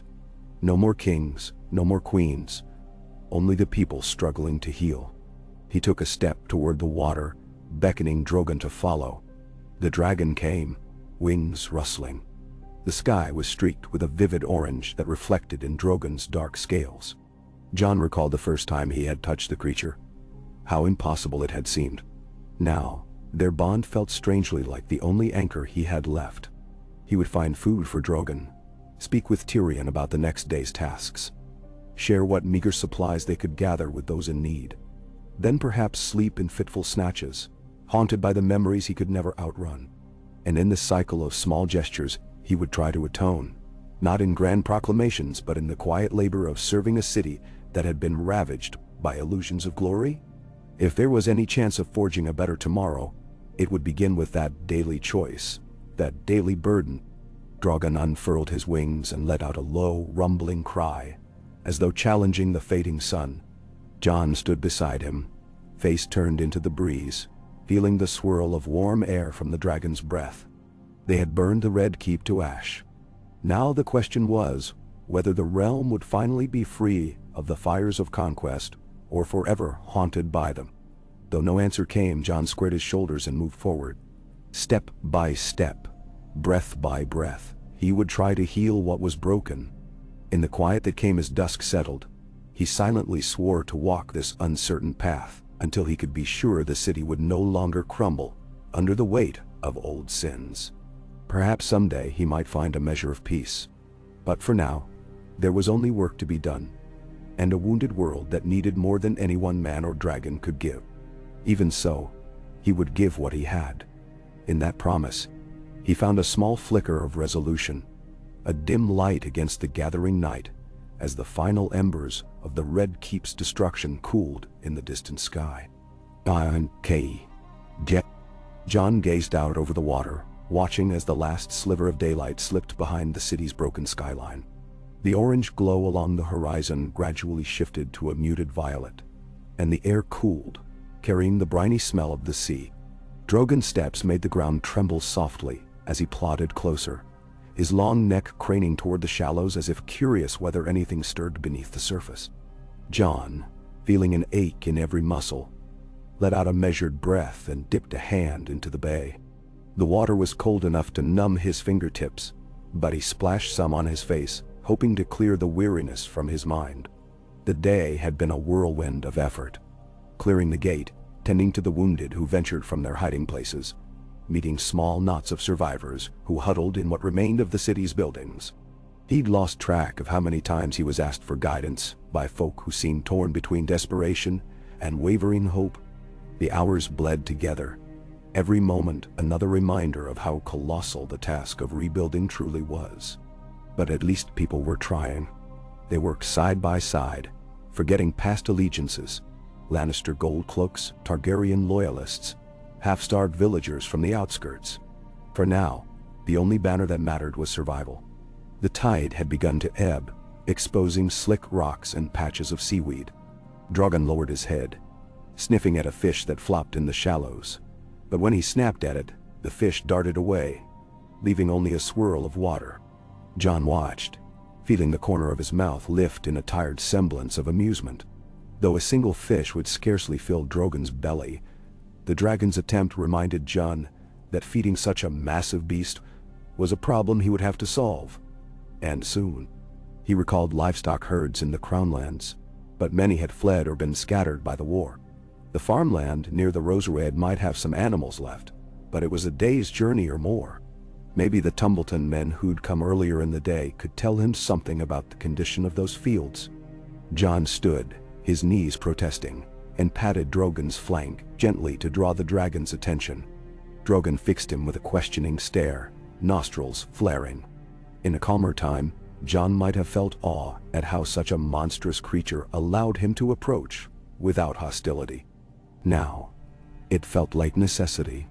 They were bound by loss, by the memory of Daenerys, each trying, in their own way, to make sense of a future without her. "We'll find you something," John said, though his voice held no great confidence. He braced a hand on Drogon's shoulder as they turned from the shoreline. "Come on." The city had grown noticeably quieter in the fading light. After the day's efforts, many had collapsed into uneasy sleep wherever they could find shelter that kept out the wind. Others kept watch in small groups, armed with makeshift spears or leftover swords, scavenged from the ruins. Word of the new spirit of cooperation must have spread, because John passed more than one cluster of folk coordinating patrols along the ragged streets. They recognized him, some with cautious respect, others with fear that lingered in their eyes. He offered them a slight nod each time, but few words. As Drogon padded behind him, looming in the twilight, several people scattered into doorways or alleys, alarmed by the sight of a dragon so near. John couldn't blame them. Memories of dragonfire had seared themselves into everyone's mind. Even though Drogon showed no sign of aggression at that moment, his presence alone was enough to stir panic. John scanned the area for an open space where Drogon might rest without inciting the entire district to flee. Ahead, near a collapsed bell tower, stood a wide patch of ground cleared of debris. Once it might have been a market square. Now it was pitted with holes and blackened by soot, but it offered enough room for Drogon to stretch out. John led the dragon there, speaking in a gentle tone to keep him calm. Drogon followed, sniffing the air, perhaps hoping for some stray livestock. Finding none, the dragon let out a frustrated huff and lay on his belly in a coil of dark limbs and folded wings. People along the edges of the square stared, but they were too exhausted or too resigned to protest. John felt their gazes prickling the back of his neck. He was certain rumors would spread anew. The dragon is roosting in the city. Is this Targaryen going to finish what his queen started? He could almost hear their whispered fears. He crouched beside Drogon, running a hand along those obsidian scales. "I won't leave you, but I have to find Tyrion," he murmured. Drogon blinked slowly, then turned his head aside, smoke drifting in twin streams from his nostrils. Jon took that as reluctant acceptance. Slipping away from the square, Jon kept to the shadows, trying not to draw too much attention. He felt uneasy leaving Drogon in the open, but it was better here than in narrow streets where the beast might flatten entire buildings. Besides, Jon recalled Tyrion mentioning Kai to gather some measure of administration near the city center. Perhaps that meant the ruins of the old guild hall or a set of half-standing municipal buildings. It struck Jon that King's Landing had always been crowded with official structures, but the war had reduced many to rubble. With the Red Keep destroyed, Tyrion would likely have chosen the first building that still had walls enough to keep out the wind. Jon made his way down a wide street that had once been grand, lined with shops and taverns. Now the buildings were husks, their roofs caved in, windows shattered. Moonlight peeked through ragged clouds overhead, illuminating a desolation that made Jon's chest feel tight. He passed the charred remains of a sign that read, or used to read, Cobbler's Lane. A solitary lamp flickered near a door, and he glimpsed a family inside, huddled close around a small fire. Their eyes followed him warily. He lowered his gaze and kept walking. After crossing a broken archway, he noticed a faint glow in the distance. Lanterns, perhaps. Moving cautiously, he approached until he saw two figures standing guard, each holding a spear. They wore mismatched armor, and one had a crude bandage around his brow. But they looked alert. Jon stepped into the light, hands raised to show he wasn't a threat. The guards stiffened, then recognized him. One dipped his head, while the other looked uneasy. "Lord Snow," the bandaged guard said, clearing his throat. "The Hand, I mean Tyrion. He's inside with the others. They've set up a sort of council, I suppose." Jon bit back a grimace. "I'm no lord," he murmured, but let the protest drop as he saw the man's confusion. Titles had ceased to matter in any formal sense, but old habits died hard. He inclined his head in thanks and stepped through the battered doorway. Inside, the building's main hall was strewn with broken chairs and tables. Someone had swept aside the debris to create a central space. Old tapestries, charred at the edges, hung from crumbling walls. There, around a makeshift table composed of salvaged planks on crates, stood Tyrion and half a dozen others. The group was deep in discussion, voices hushed and urgent. Several lanterns cast dancing shadows across their faces. Jon paused, noticing that the assembled included a mix of people. Farah, the knight with short-cropped hair who had helped at the gate. Osric, the salt and pepper-bearded man from Tumbleton who had arrived with supplies. An older woman wearing a patched gown, possibly from the city's merchant class. A thin man sporting a cloak of faded Lannister colors.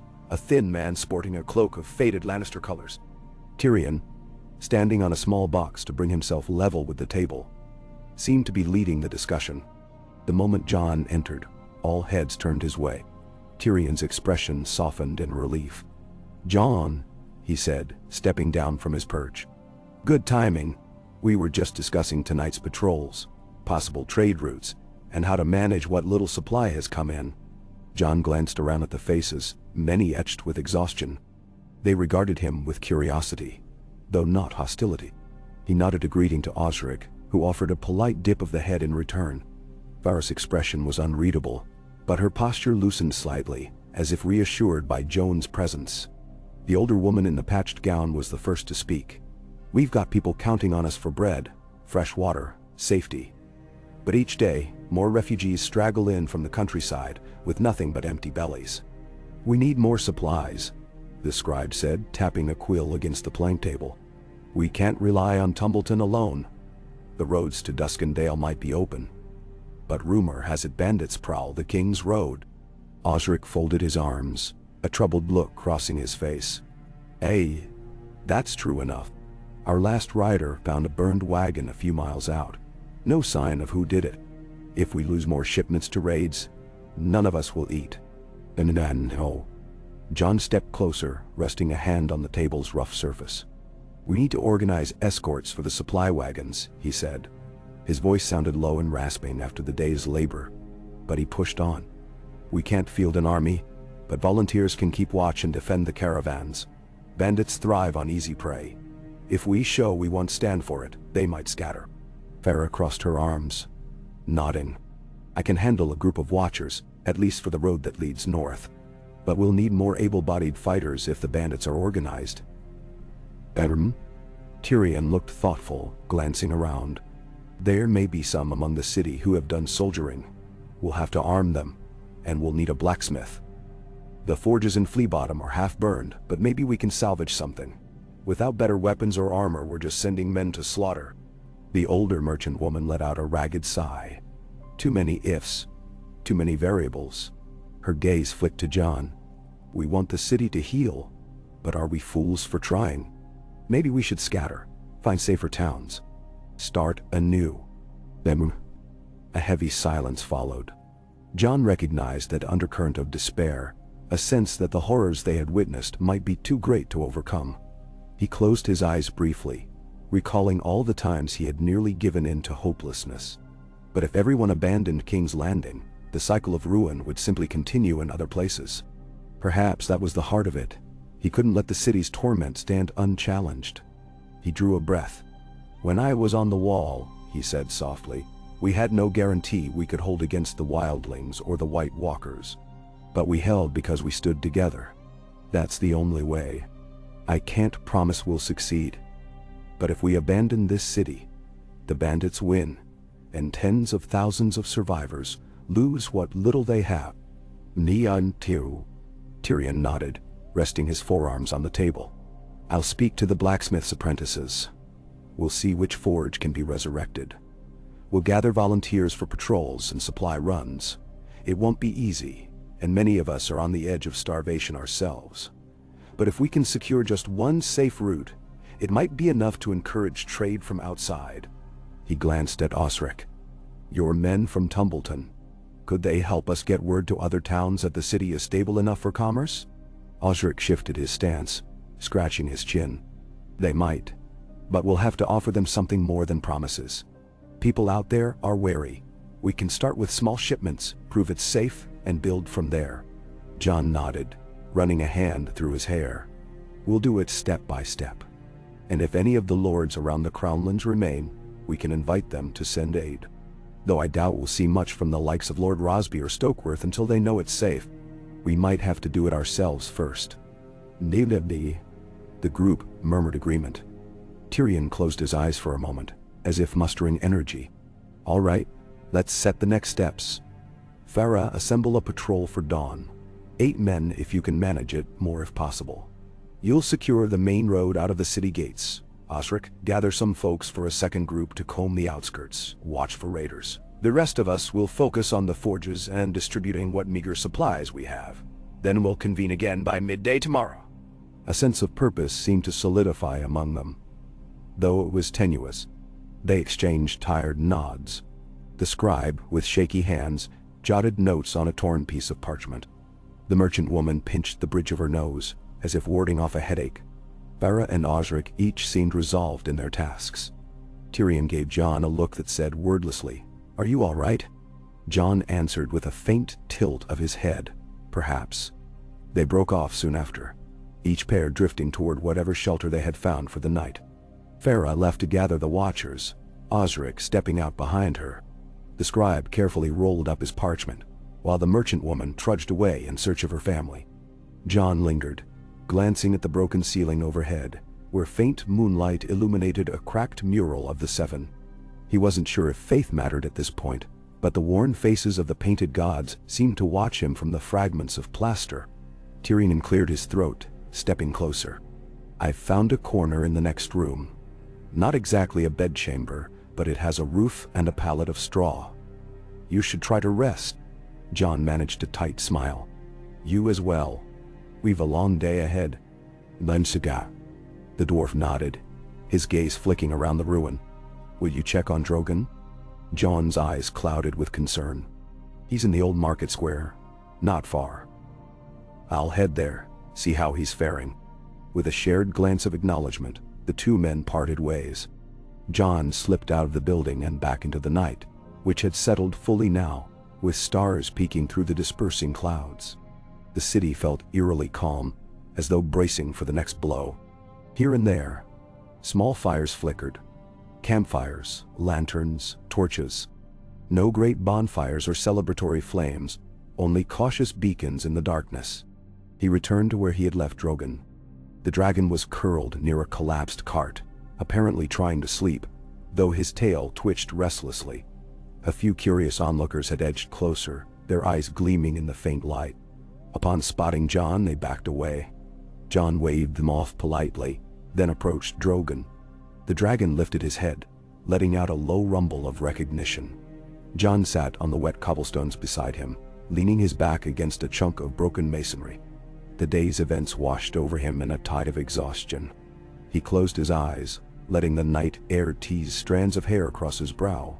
His ribs and shoulders felt battered, as though he'd been fighting a battle without end. Perhaps, in a sense, he was. He remembered Daenerys as she had been at the start. Her bright smile, the hope in her eyes when she spoke of freeing the oppressed.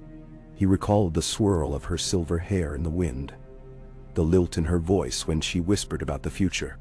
Those memories felt more like illusions now, overshadowed by ash and screams. But still, they lingered at the edges of his thoughts, refusing to fade entirely. He wondered if it would always be so, if her face would haunt him in every quiet moment. Drogon exhaled, a warm gust that ruffled Jon's hair. Jon reached out absently, resting a hand on the dragon's scales. "We're still here," he said, barely above a whisper. "She isn't, but we are." He didn't know if Drogon understood his words or just the tone of them. But the creature let out a soft growl, shifting its weight. Jon's eyelids felt heavy, the day's toil pulling him toward sleep. But he couldn't fully relax. 1,000 worries buzzed in his mind.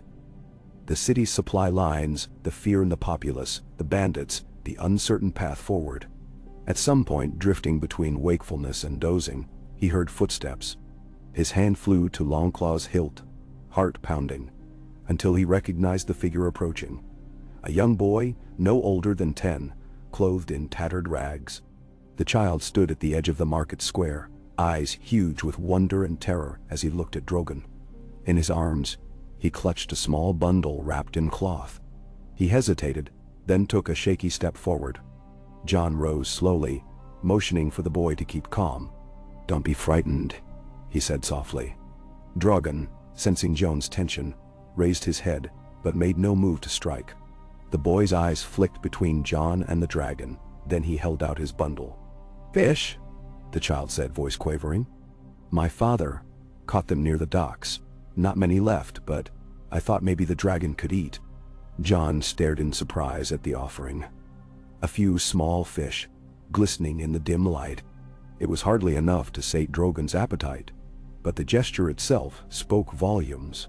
The boy stepped closer, trembling so badly Jon thought he might drop the bundle. Gently, Jon took the cloth from him, peeking inside. 3 scrawny fish lay there, each the size of Jon's forearm. "Thank you," Jon managed. He felt a lump form in his throat at the boy's bravery. He glanced at Drogon, who watched them with mild curiosity. "That's generous. But are you sure you can spare them?" The boy nodded quickly, although his voice was nearly a whisper. "We can catch more, maybe. My father said dragons. They're not always wicked. If the dragon's hungry, it might burn us all." He swallowed. "So, maybe if we feed it, it won't." Jon's heart twisted. He knelt, placing a hand on the boy's shoulder. "Drogon won't burn you," he promised, though he knew how hollow such promises could sound after the city's ordeal. "He only defends himself. We appreciate your kindness. Tell your father. Tell him if he needs help near the docks, or if bandits trouble him, we'll do our best to protect you." The boy's eyes flickered with relief, though caution still shone there. He nodded, then glanced at Drogon again. Can I see him eat?" Jon paused, then gingerly unwrapped one of the fish.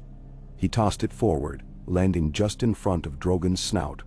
The dragon sniffed, then with a quick lunge of his jaws, snapped up the fish. It was so small by comparison that Jon doubted Drogon even tasted it. But the boy let out a gasp of awe. The child grinned wide-eyed. "That's amazing." They offered the other fish, which Drogon gobbled just as swiftly. It was a pittance compared to what the dragon required.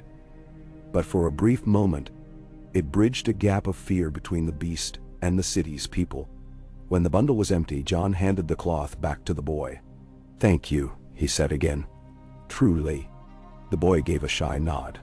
"He's not so scary, up close." Then, emboldened by the moment, he let his gaze linger on Jon's sword and cloak. "Are you the king now?" Jon's heart gave a painful twinge. "No," he answered gently.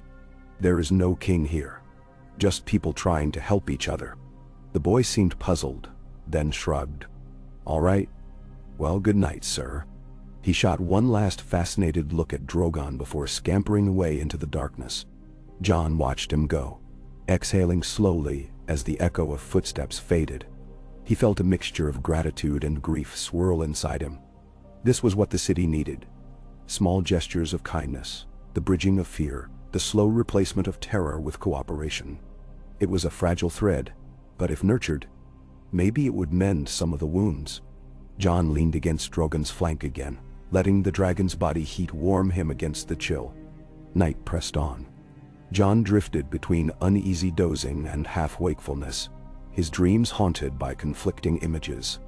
The bright eyes of that boy offering fish, the memory of Daenerys' tears, the thunderous roar of dragonfire, the hush of a child's gasp. At one point, he jolted awake, hand on Longclaw's hilt, disoriented by the shapes in the darkness. But aside from a few scuttling rats and the distant bark of a stray dog, the square remained still. He forced himself to stand, forcing blood back into his numb legs. Drogon only twitched in mild annoyance as Jon shifted. A wave of dizziness struck him. He hadn't eaten enough either. A crust of bread and a few mouthfuls of stew back at midday was all head managed. He scanned the area for anything edible, but the market was thoroughly picked over. Sighing, he decided he'd best find Tyrion's makeshift shelter if he wanted even a few hours of rest under a roof. Drogon, as always, seemed fine sleeping outdoors. Perhaps it was even more comfortable for him in the open air. Jon patted the dragon's side. "Stay here," he murmured, though he felt foolish talking to a creature that might not understand. Yet Drogon rumbled softly, eyes slipping shut once more. Jon began the short journey back to the building where the ad hoc council had gathered earlier. He found the same pair of guards on watch. They nodded wearily and let him pass. Inside, most lanterns had been extinguished, leaving only the faint glow of a single candle in the corner. Tyrion was nowhere to be seen, likely already asleep. Jon located the side room where Tyrion had mentioned a pallet of straw. It was a cramped, dusty space with one narrow window and a broken crate in the corner, but it offered relative quiet. He spotted a blanket folded near the straw. With a grateful sigh, he dropped onto the makeshift bedding. Dust rose around him, making him cough. Yet he was too tired to care. He collapsed onto his back, ignoring the protest of bruises. Sleep took him almost immediately, but it was restless. Images swirled behind his eyelids. The Red Keep crumbling into fire, Daenerys turning to him with sorrowful eyes, Tyrion's voice echoing in some distant corridor. Then he dreamt of a frozen wasteland beyond the wall, of ghosts wandering among the pillars of ice. In the dream, Drogon soared overhead, breathing flame that melted the ice into rivers. He thought he saw the shapes of those he once called brothers from the Night's Watch, standing with blank faces as if awaiting a command that never came. He awoke with a start, heart pounding, to find a single shaft of pale morning light cutting through the high window. Footsteps sounded in the hallway, accompanied by low voices. His body felt stiff, but he managed to sit up, rubbing the grit from his eyes. He didn't know how many hours he'd slept. 2, maybe 3. But day had arrived. Another day in a city struggling to be reborn. Pulling himself to his feet, he noted that someone had left a crust of bread, and a small mug of water on the broken crate. He thanked the unknown benefactor in his mind, gulped the water, and forced down the bread, which tasted stale and hard. Nonetheless, it was enough to steady him. He rolled his shoulders, wincing at the tension. Outside in the main hall, he found Tyrion speaking with a merchant woman from the previous night. The two seemed locked in a fervent discussion. The woman's face bore traces of tears, and Tyrion had a sympathetic, if grim, expression. They paused as Jon approached, the woman offering a curt nod before stepping aside. Tyrion exhaled, massaging his brow. Her nephew disappeared, Tyrion explained quietly. Likely, got lost or taken. Each day, more disappearances are reported. Might be bandits, might be opportunistic slavers. His voice carried a sharp note of anger. Either way, it's more cruelty on top of everything else. Jon felt the weight of it settle over him again. I'll help look. Where was he last seen? Daishi. Tyrion handed him a torn scrap of parchment. She says near the old stables by the hook, but you can't search alone. I sent a couple of volunteers that way already. If you're going, take at least one or two more. We can't risk you vanishing as well. Jon started to protest that he could handle himself. But he knew Tyrion was right. He gave a curt nod. All right. I'll gather Farah's watchers if they haven't left on patrol. Maybe we can track him. The dwarf swallowed hard. Also, we had a visit this morning from a minor noble. Lord Kaelbar from some minor fief I've never heard of.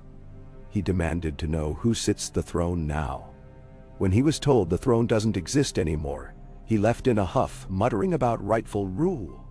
It seems not everyone appreciates the new arrangement. Be prepared for more of that. Jon made a face. It was bound to happen. Let them mutter. If they want to help rebuild, fine. If they want to fight over a seat of melted steel, they'll find no allies here. Tyrion offered a tight smile of approval. Well said. He gestured toward the door. Go on then. I'll be here, wrestling with the daily chaos. Jon left, cloak draped over his shoulders, sword at his side, to find the watchers. He wound through the labyrinth of battered streets, past groups of hungry-eyed citizens, rummaging for anything edible. Twice he passed children searching through rubble for scraps of cloth or old toys. Each time he encountered them, they flinched away, but curiosity kept them from bolting entirely. His presence, once terrifying, seemed to be less of a threat now, perhaps because word had spread that he was helping, not harming.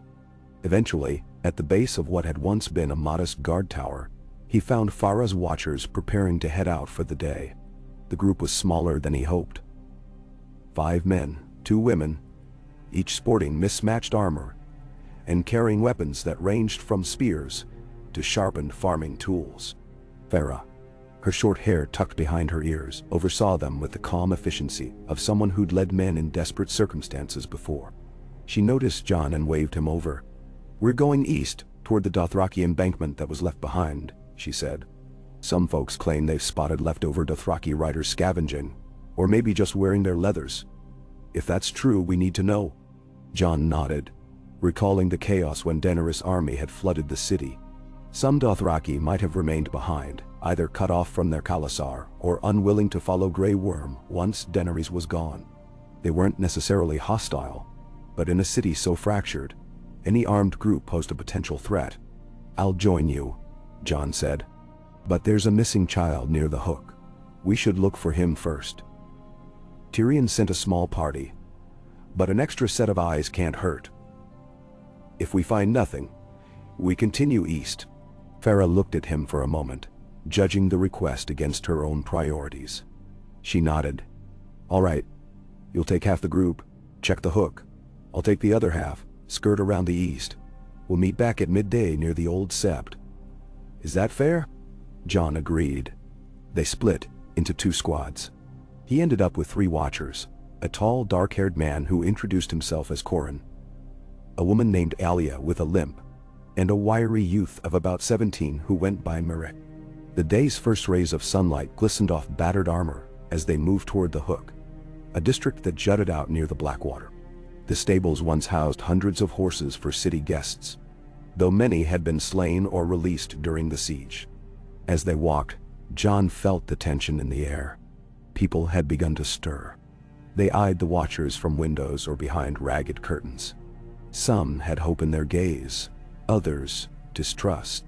The stables came into view, a row of blackened walls and a half-collapsed roof. The courtyard strewn with debris. The smell of rotted hay and charred wood lingered. Jon and his small group fanned out, calling the missing boy's name, Tavin, according to the scrap of parchment Tyrion gave him. At first, they found only silence, the wind rattling broken planks. Then Aelia gestured for them to follow. She'd found footprints in the ash leading around the side of the building. They followed the trail cautiously, hands near their weapons. The footprints were small, possibly a child's, and they led toward a broken fence behind which lay a cluster of abandoned wagons. Jon signaled for them to approach quietly. The ground was littered with overturned buckets, splintered boards, and old horse tack. The stench of decay made him wrinkle his nose. He drew Longclaw, motioning for the others to stay alert. Step by step, they advanced until Jon peered around the side of a wagon. A gasp escaped him. There, curled into a ball, lay Tavin. Pale, frightened, but alive. The boy's eyes widened at the sight of Jon's sword, and he shrank back, trying to scramble away. Jon quickly sheathed Longclaw and held up both hands. "It's all right," he said softly. "We're here to help. Your aunt has been looking for you." The boy trembled, unable to form words. He looked as if he'd been hiding for hours, clothes smeared with soot. Corin edged closer, kneeling. "You're safe now," he added, voice gentle. "We'll take you home." After a moment, Tavin sniffled and nodded, though his eyes kept darting past them, as if afraid something lurked nearby. That was when Jon noticed a dark stain on the boy's tunic. "Are you hurt?" he asked, concern flaring. Tavin mumbled something, lifting his arm slightly. A shallow gash ran across his forearm, crusted with dried blood. It didn't look life-threatening, but infection was a real risk in these conditions. Aelia rummaged in her pouch, producing a scrap of cloth she used as a bandage. She and Corin helped clean and wrap the wound with water from a small flask. Jon glanced around the wagons, searching for signs of an attacker. Nothing. But footprints in the ash suggested at least 2 or 3 adults might have come through. He caught Tavin's gaze. "Who did this?" he asked softly, though he wasn't sure if the boy could answer. Tavin only shook his head, eyes brimming with tears, and whispered, "They took my friend." She screamed. "I ran." A knot tightened in Jon's chest. The boy's friend? A child as well, perhaps? The group exchanged grim looks. Corin rose, scanning the horizon. "We can't leave it at that," he said, voice tense. "There could be slavers, or worse." Jon nodded. His gaze swept over the charred stables. This was precisely the kind of evil that thrived in chaos. People who preyed on the weak, abducting children. He turned to Aelia, who was helping Tavin stand. "Take him back to his aunt. She's staying near the old council hall. Corin, Mirak, and I will search the area for any sign of these criminals." Aelia agreed, though worry etched her face. She guided Tavin gently, heading away from the stables. Jon watched them go, a surge of protective anger coursing through him. He turned to the other 2 watchers. "Check the perimeter. Look for footprints, anything unusual." They spent the next quarter hour combing the grounds, stepping over broken wood and scattered straw. At the far edge of the yard, near a collapsed fence, Mirak found a freshly cut rope, the fibers still fraying at the end. Corin discovered footprints, larger than Tavin's, leading away into a narrow alley that snaked between half-toppled buildings. Jon crouched to study them. "At least 2, maybe 3, he said quietly. "We'll follow, but keep your weapons ready." Neither man hesitated. They gripped their spears and moved behind Jon as he led the way into the alley. The place reeked of damp rot, with puddles of stagnant water on the cracked cobblestones. Jon's heart hammered in his chest, both from the tension of a possible confrontation and from the fury that rose at the thought of children being taken. The footprints continued deeper into the maze of debris, sometimes disappearing under fallen boards, sometimes reappearing in patches of ash. They turned a corner and came upon a crude shack assembled from scavenged timber. It looked recently built, hidden behind the charred remains of a warehouse. John signaled for Corin and Merrick to circle around, flanking the structure. He approached the makeshift door. A piece of cloth draped over a hole in the wall, and pressed an ear against it. Muffled sounds. A whimper, perhaps. Rage flickered in John's chest. He nodded to his companions. In one swift motion, John yanked the cloth aside, sword flashing. Inside, two men spun to face him. One was gaunt, with hollow cheeks and a wild look in his eyes. The other was broader, his hair tied in a greasy knot. Both had knives. In the corner, huddled and bound, was a girl of about Tavin's age, trembling behind a stack of crates. The gaunt man snarled, brandishing his knife. "Back off. We found her fair and square." His voice reeked of desperation and cruelty. "She's ours." John felt his blood turn to ice. "She's not yours," he said, voice controlled, but brimming with menace. "Release her, now." The broader man cursed, lunging forward with his blade aimed at Joan's gut. John sidestepped, the training of a lifetime kicking in. He slashed with long claw in a fluid arc, knocking the knife aside. The man staggered, eyes wide with fear as he realized he faced a swordsman far more skilled than some half-starved thug. Corin and Merrick rushed in, brandishing their spears to corner the gaunt one. He hissed curses, feinting left and right, but Corin kept him at bay with sharp thrusts. Merrick, though younger, held his ground. With nowhere to run, the gaunt man tried a desperate lunge, but Merrick struck him in the leg, sending him crashing into the crates with a howl. Meanwhile, John parried the broader man's second swing. Stepping in close, he brought the pommel of Longclaw down on the man's wrist, forcing him to drop his knife. The thug's eyes rolled with panic, and he scrambled backward. John pressed the tip of his sword to the man's throat. "You hurt a child," John said quietly, fury vibrating in his words. "Give me one reason I shouldn't end you here." The man stammered, eyes darting to his companion, who lay groaning with a spear wound in the corner. "Please, we just... food we needed. We were going to ransom." John's jaw tightened. Ransom. Perhaps in the hope that some frantic parent would pay. The city's lawlessness had given them opportunity. "Untee her," he commanded, keeping his blade at the man's throat. Corin strode over, yanking the ropes away from the trembling girl. She stumbled to her feet, tears streaking her soot-stained cheeks. Merrick guided her gently toward the doorway. "You're safe now," he murmured. She clung to him, sobbing softly. John looked at Corin, who hovered near, spear at the ready. "Find something to bind these two. We'll take them back. Let Tyrion decide how to handle them." He paused, heart hammering. Part of him wanted to deliver swift justice, but the city was trying to rebuild some semblance of order. This was precisely why they needed a system of law, however rudimentary. Corin nodded, scrounging rope from the corner. He securely tied the men's hands behind their backs. The gaunt one glared through sweaty locks of hair, lip curled in defiance, while the broad one stared at the ground, shivering with fear. John kept his sword drawn, voice flat. "You'll come with us. If you fight or try to run, you'll regret it." Outside, the girl clung to Merrick's arm, still trembling. John knelt to meet her eye. "What's your name?"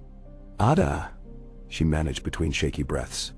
I just wanted to see the horses that escaped the stables. Then, they grabbed me." Her voice quivered with remembered terror. John's expression softened. "You're brave, Ada. We'll take you home. Do you have family?" She sniffled, nodding. "My mother. We live near the fishmonger's stalls." John exchanged a glance with Corin and Merrick. "Good. We'll bring you there, then pass these two over to Tyrion. He'll know how to handle them." So they led the makeshift procession out of the alley. Ada, followed by the two bound criminals, with John, Corin, and Merrick keeping watch. People peered from windows as they passed, curiosity and hope mingling in their eyes.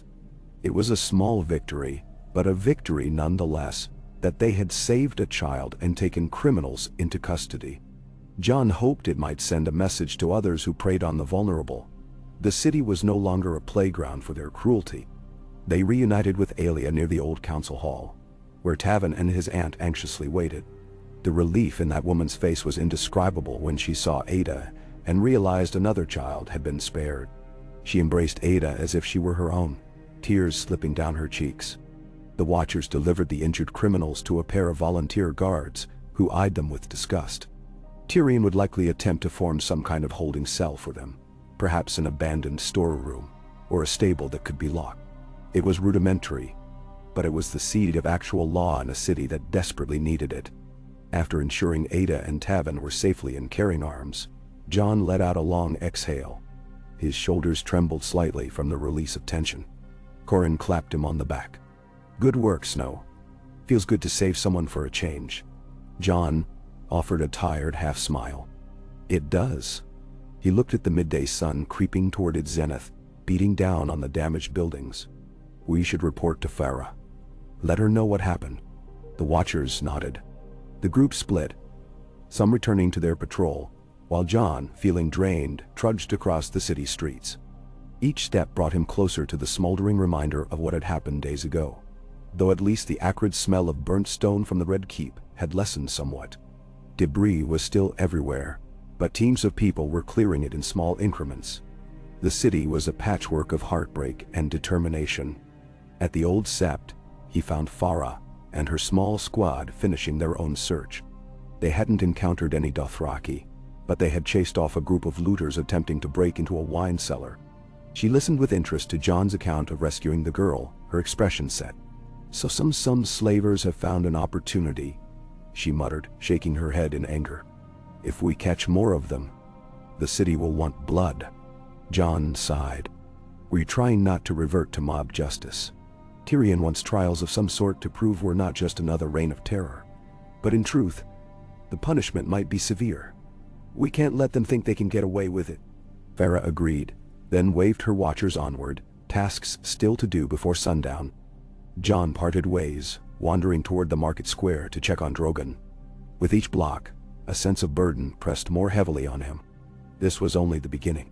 The city's problems were vast: hunger, disease, the remnants of war, lawlessness. He wondered how long he could keep fighting these battles before he broke. But every time he pictured the children who had nearly been lost to cruelty, he felt a renewed surge of resolve. No matter the cost to himself, he couldn't abandon them. When he reached the square, Drogon was awake, prowling at the edge of the clearing. A handful of onlookers watched from a safe distance, no doubt wary that the dragon might lash out. But Drogon only seemed restless, fanning his wings as though testing the air. He let out a short roar when he spotted Jon, then padded over, the ground trembling beneath his weight. Jon rested a hand on Drogon's scaled shoulder. "I know," he murmured. "We'll have to hunt soon."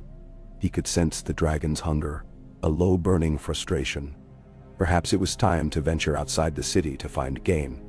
But leaving King's Landing for too long felt dangerous when so much was happening. Still, he might have little choice if Drogon was to eat. He heard Tyrion's voice behind him. The dwarf approached, looking more haggard than ever, eyes shadowed by fresh worries. "Jon," he called. "I'm glad I found you.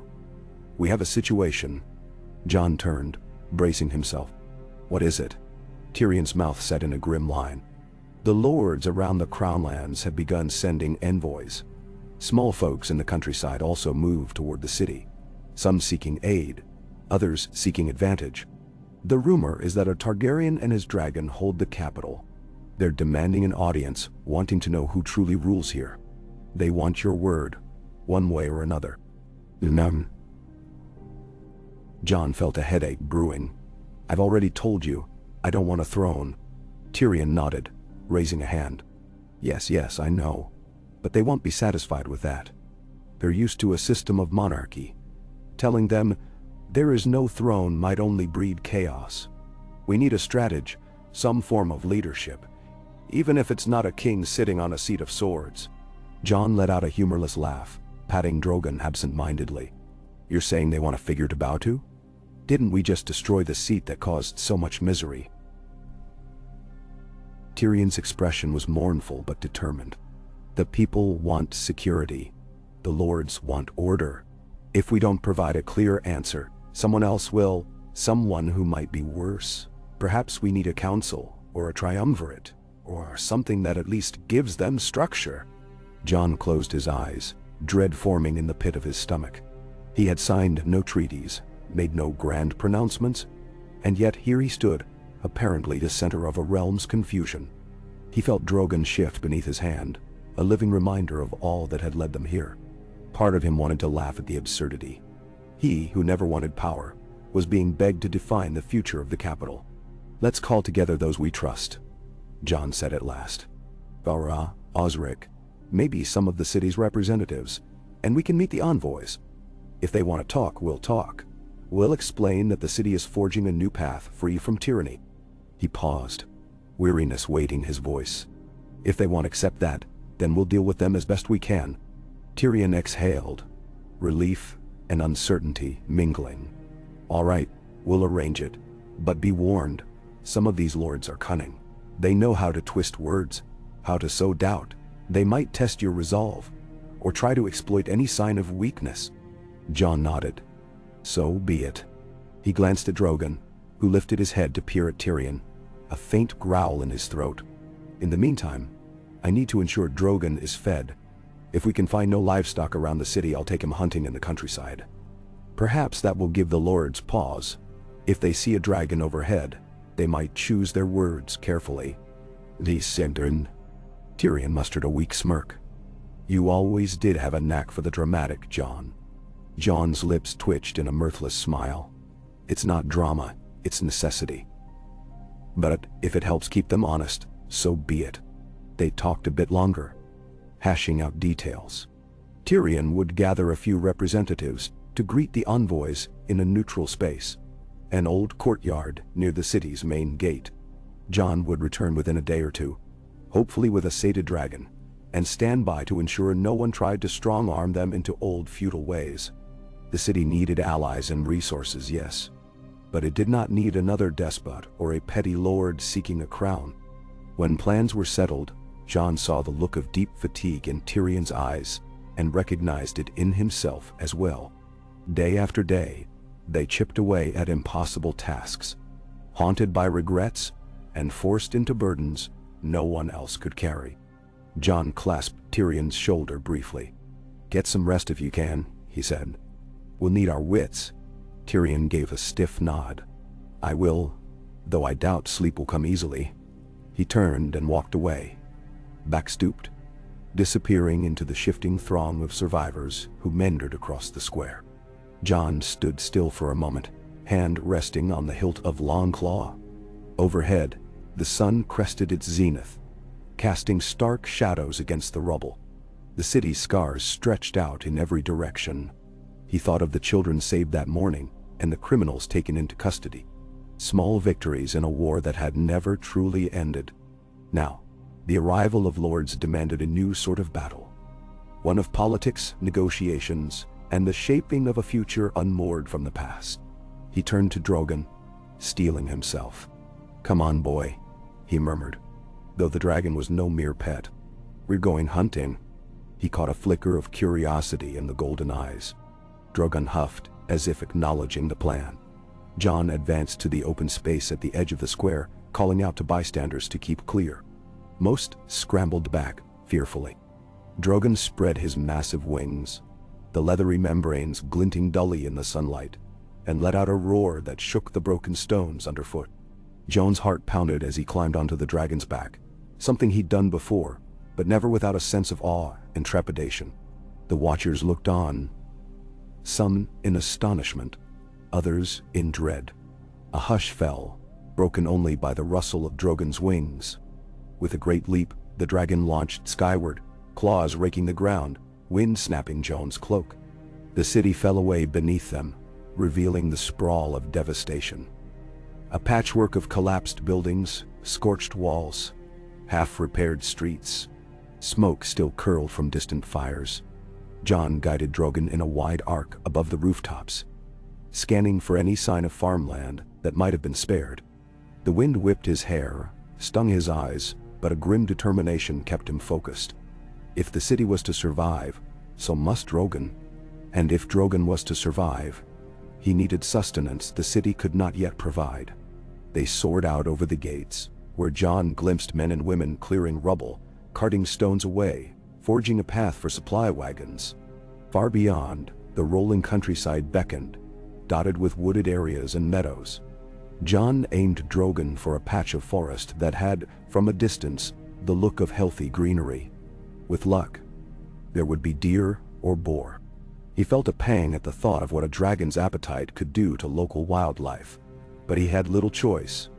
Better that Drogon hunted there than remain starving near the city, a threat to the half-dead livestock the small folk desperately needed. As they flew, Jon couldn't help but recall the first time Daenerys had urged him onto a dragon's back. In the snow-covered north. He'd been terrified and exhilarated then, full of a strange hope that their alliance might truly save the realm. Now, he felt only an aching hollow. There was no queen riding beside him. No future weighed down by illusions of conquest, but also no radiant dream of a better world. Only this uncertain path forward, precarious yet vital, with thousands of lives depending on him not to falter. They reached the forest's edge, Drogon descending in a rush of wind that rustled branches and sent flocks of birds scattering. The dragon's head snaked low, scanning the ground. Jon leaned forward, eyes searching for movement among the trees. It wasn't long before they spotted a small herd of deer grazing near a stream. On instinct, Drogon tensed, hind legs coiling. Jon braced himself. In a flash, Drogon pounced, black wings snapping open for balance. The herd scattered, but Drogon's jaws closed around one of the slower deer with a sickening crunch. Another blast of fire seared the bushes, sending the rest of the herd fleeing in blind panic. Jon felt his gut clench at the sight, though he reminded himself it was the natural order. A predator feeding. Yet the scale of it, the raw power, was still unnerving. Drogon devoured his kill swiftly, steam rising from torn flesh. Jon slid off to the side, stepping away to avoid the carnage. He let the dragon eat, turning his gaze to the surrounding woods, trying not to dwell on the grisly details. The forest was silent now, birds having fled. A tinge of guilt gnawed at Jon. This land had likely been part of a local holdfast, and if they still lived, the lords or small folk might lament the loss of game. But these were the choices forced upon them. Feed the dragon here, or risk famine in the city. After devouring 2 deer in quick succession, Drogon lifted his blood-streaked muzzle, sniffing the air for more. He caught sight of a boar rooting among the ferns. With a powerful leap, he pinned it under massive claws. Jon grimaced, turning away from the squeal that ended abruptly. When Drogon finished, the dragon let out a satisfied rumble. Jon approached cautiously, mindful of the fresh kill. Drogon's chest rose and fell, sated for the moment, dark eyes flicking to Jon. Jon patted a patch of unbloodied scale, wishing he felt more at peace about it all. He imagined the terror of any small folk who might witness this scene. But as long as Drogon was content, he wouldn't roam near the city in search of a meal. That was the best compromise Jon could strike right now. He guided Drogon to a small clearing by the stream, where the dragon lapped at the water, washing some of the gore from his jaws. Jon refilled his own water skin and splashed his face, the coldness jolting him awake. When he peered at his reflection in the stream, he hardly recognized the man he saw. Eyes shadowed, features leaner from days of poor rations and relentless strain. He thought of the watchman he once was, standing on the wall under star-filled skies, oblivious to the fate that awaited him. That man seemed forever lost. Drogon finished drinking, shaking his head in a violent motion that sent droplets splattering. Jon wiped his brow, stepping back. "We should return," he murmured. The sun was inching past midday now if his guess was correct. Tyrion would be mustering the envoys. The prospect of another confrontation with lords, who might demand a restoration of monarchy, left Jon's stomach in knots. But, as with everything else, he would face it. He had no other choice. He climbed onto Drogon's back once more, gripping a ridged patch of scales. The dragon kicked off from the ground, wings beating the air in thunderous pulses. In moments, they were airborne again, soaring above the treetops. Jon scanned the countryside below, heart heavy with thoughts of the city. Rebuilding was a formidable undertaking. but it was overshadowed by an even larger question. What shape would the realm take, now that the old seat of power lay in ruins? The wind buffeted him as Drogon climbed higher, turning back toward King's Landing. The city's outlines came into view. The great walls, the sprawl of rooftops, some intact, many missing. Smoke rose in wisps here and there, new fires or old embers. Even from a distance, he could see activity at the gates, wagons moving in and out. The place was alive, clinging to hope in the ashes. Jon closed his eyes for a moment, recalling the swirl of ash and the roar of flames on that fateful day. With an effort, he set those memories aside. Now was a time for rebuilding, for forging a fragile peace in the wake of devastation. They descended toward the city, circling once over the open fields where groups of small folk labored in half-burnt farmland, trying to salvage any crops. Some paused to watch the dragon overhead, likely in a mix of apprehension and wonder. Jon steered Drogon away from them, not wanting to stir panic. The city walls loomed closer. He spied the main gate, where a small crowd gathered. Some carried the banners of lesser houses, a swirl of colors. That must be the envoys, come to speak with a Targaryen who had burned the Red Keep. His heart sank. He felt like an imposter each time he considered that name, Targaryen. But he wore it now, as much a curse as a birthright. He guided Drogon to land near the remains of a broad plaza, a short distance from the gate, where he wouldn't crush the crowd. The impact of the landing made the ground shudder. Dust billowed, and a few startled cries rang out. Without delay, Jon slid from Drogon's back, gently stroking the dragon's shoulder. "Stay," he whispered, meeting those molten eyes. Drogon blinked, tail lashing once. It would have to be enough. Jon turned toward the gate, adjusting his cloak. A hush seemed to fall as he approached. He spotted Tyrion standing on a raised platform of rubble, trying to address a handful of mounted lords, some sporting tattered coats of arms, others with traveling cloaks and uncertain expressions. At Tyrion's side stood Farah, arms folded, flanked by watchers who seemed ready to intervene if tempers flared. Osric hovered in the background, as did the scribe, quill at the ready. Townsfolk milled around the edges, drawn by curiosity. The moment Jon stepped into view, the tension became palpable. One of the lords, a stout man with a bushy mustache, pointed an accusatory finger. "There he is, Jon Snow, or should I say, Aegon Targaryen. Will you answer us, or must we guess at your intentions?" Tyrion lowered his voice to speak to Jon as he approached. "They've been pressing me for a clear statement on who rules the city. They talk of fealty, taxes, trade rights." He sighed. "They want a monarch, or at least someone they can treat as one." Jon eyed the stout lord, then swept his gaze over the others. Their retinues wore anxious faces, gripping banner poles or reins. He took a measured breath, stepping forward, facing them in the open. The crowd around him edged closer, waiting. Drogon's distant rumble added to the tension. "I destroyed the Iron Throne," Jon said, raising his voice so all could hear. "Not to claim it for myself, but to end the tyranny it represented. King's Landing has suffered enough from those who sought to rule at any cost. Our aim now is to rebuild, to give the people a chance to live free of fear." A tall, thin lord with hawkish features scoffed. "Fine words, but who leads this new order? Are we to have no head, no seat of power, no liege lord? Chaos will follow, mark my words." "Menin." Jon felt the press of eyes upon him. He steadied himself. "We are forging a council of those who wish to help the city recover. Merchants, knights, small folk, even lords who come in good faith. We'll make decisions together. If you want to be part of that, to rebuild trade and restore the farmland, we welcome your help. If you demand a single ruler, a coronation, you'll find none here." Murmurs spread through the gathering. The stout lord's mustache bristled as he worked his jaw. "You'd have us kneel to a council of peasants and sellswords. Absurd. The realm was forged by kings. It needs a king."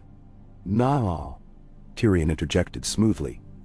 "The realm was also nearly undone by kings and queens. King's Landing is attempting a new path. You, my lord, may join or depart. But do not assume we are defenseless. A dragon roosts here, and more importantly, the people have had their fill of tyrants." Silence. The stout lord's face reddened, but he said nothing. The hawkish lord seemed more thoughtful, tapping a gloved finger against his saddle. Another envoy, a younger man with sandy hair, spoke up gently. "If we work together, we can restore trade and ensure no further bloodshed.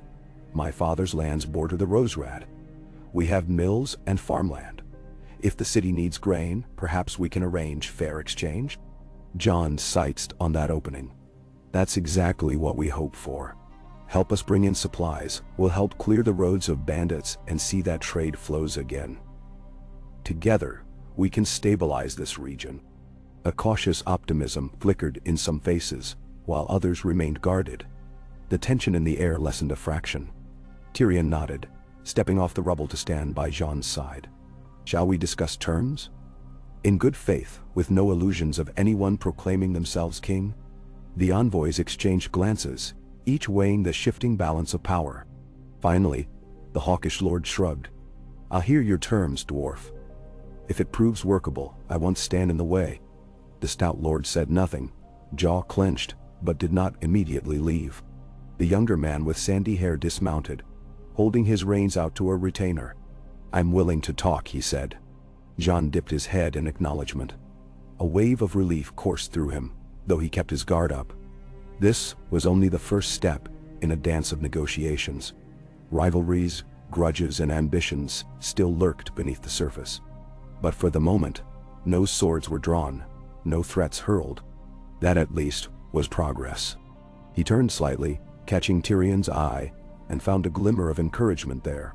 They were doing it, slowly, painfully. But they were nudging the realm towards something that might be kinder than endless war. Around them, the onlookers waited, uncertain if this was a prelude to peace or yet another descent into violence.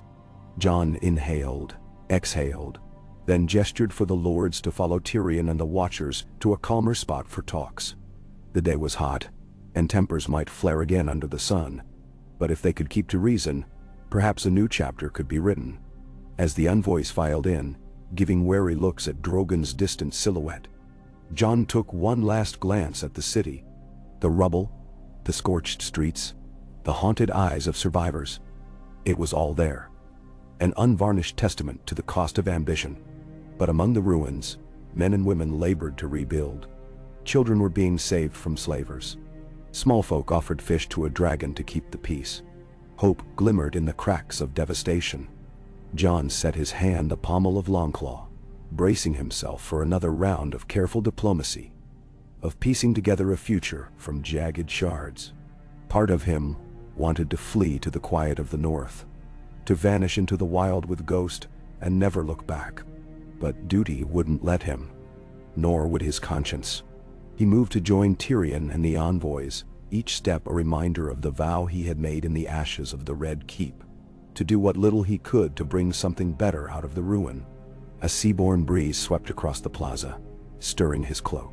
He closed his eyes for a brief moment, thinking of Daenerys, of all the mistakes and shattered hopes that led them here.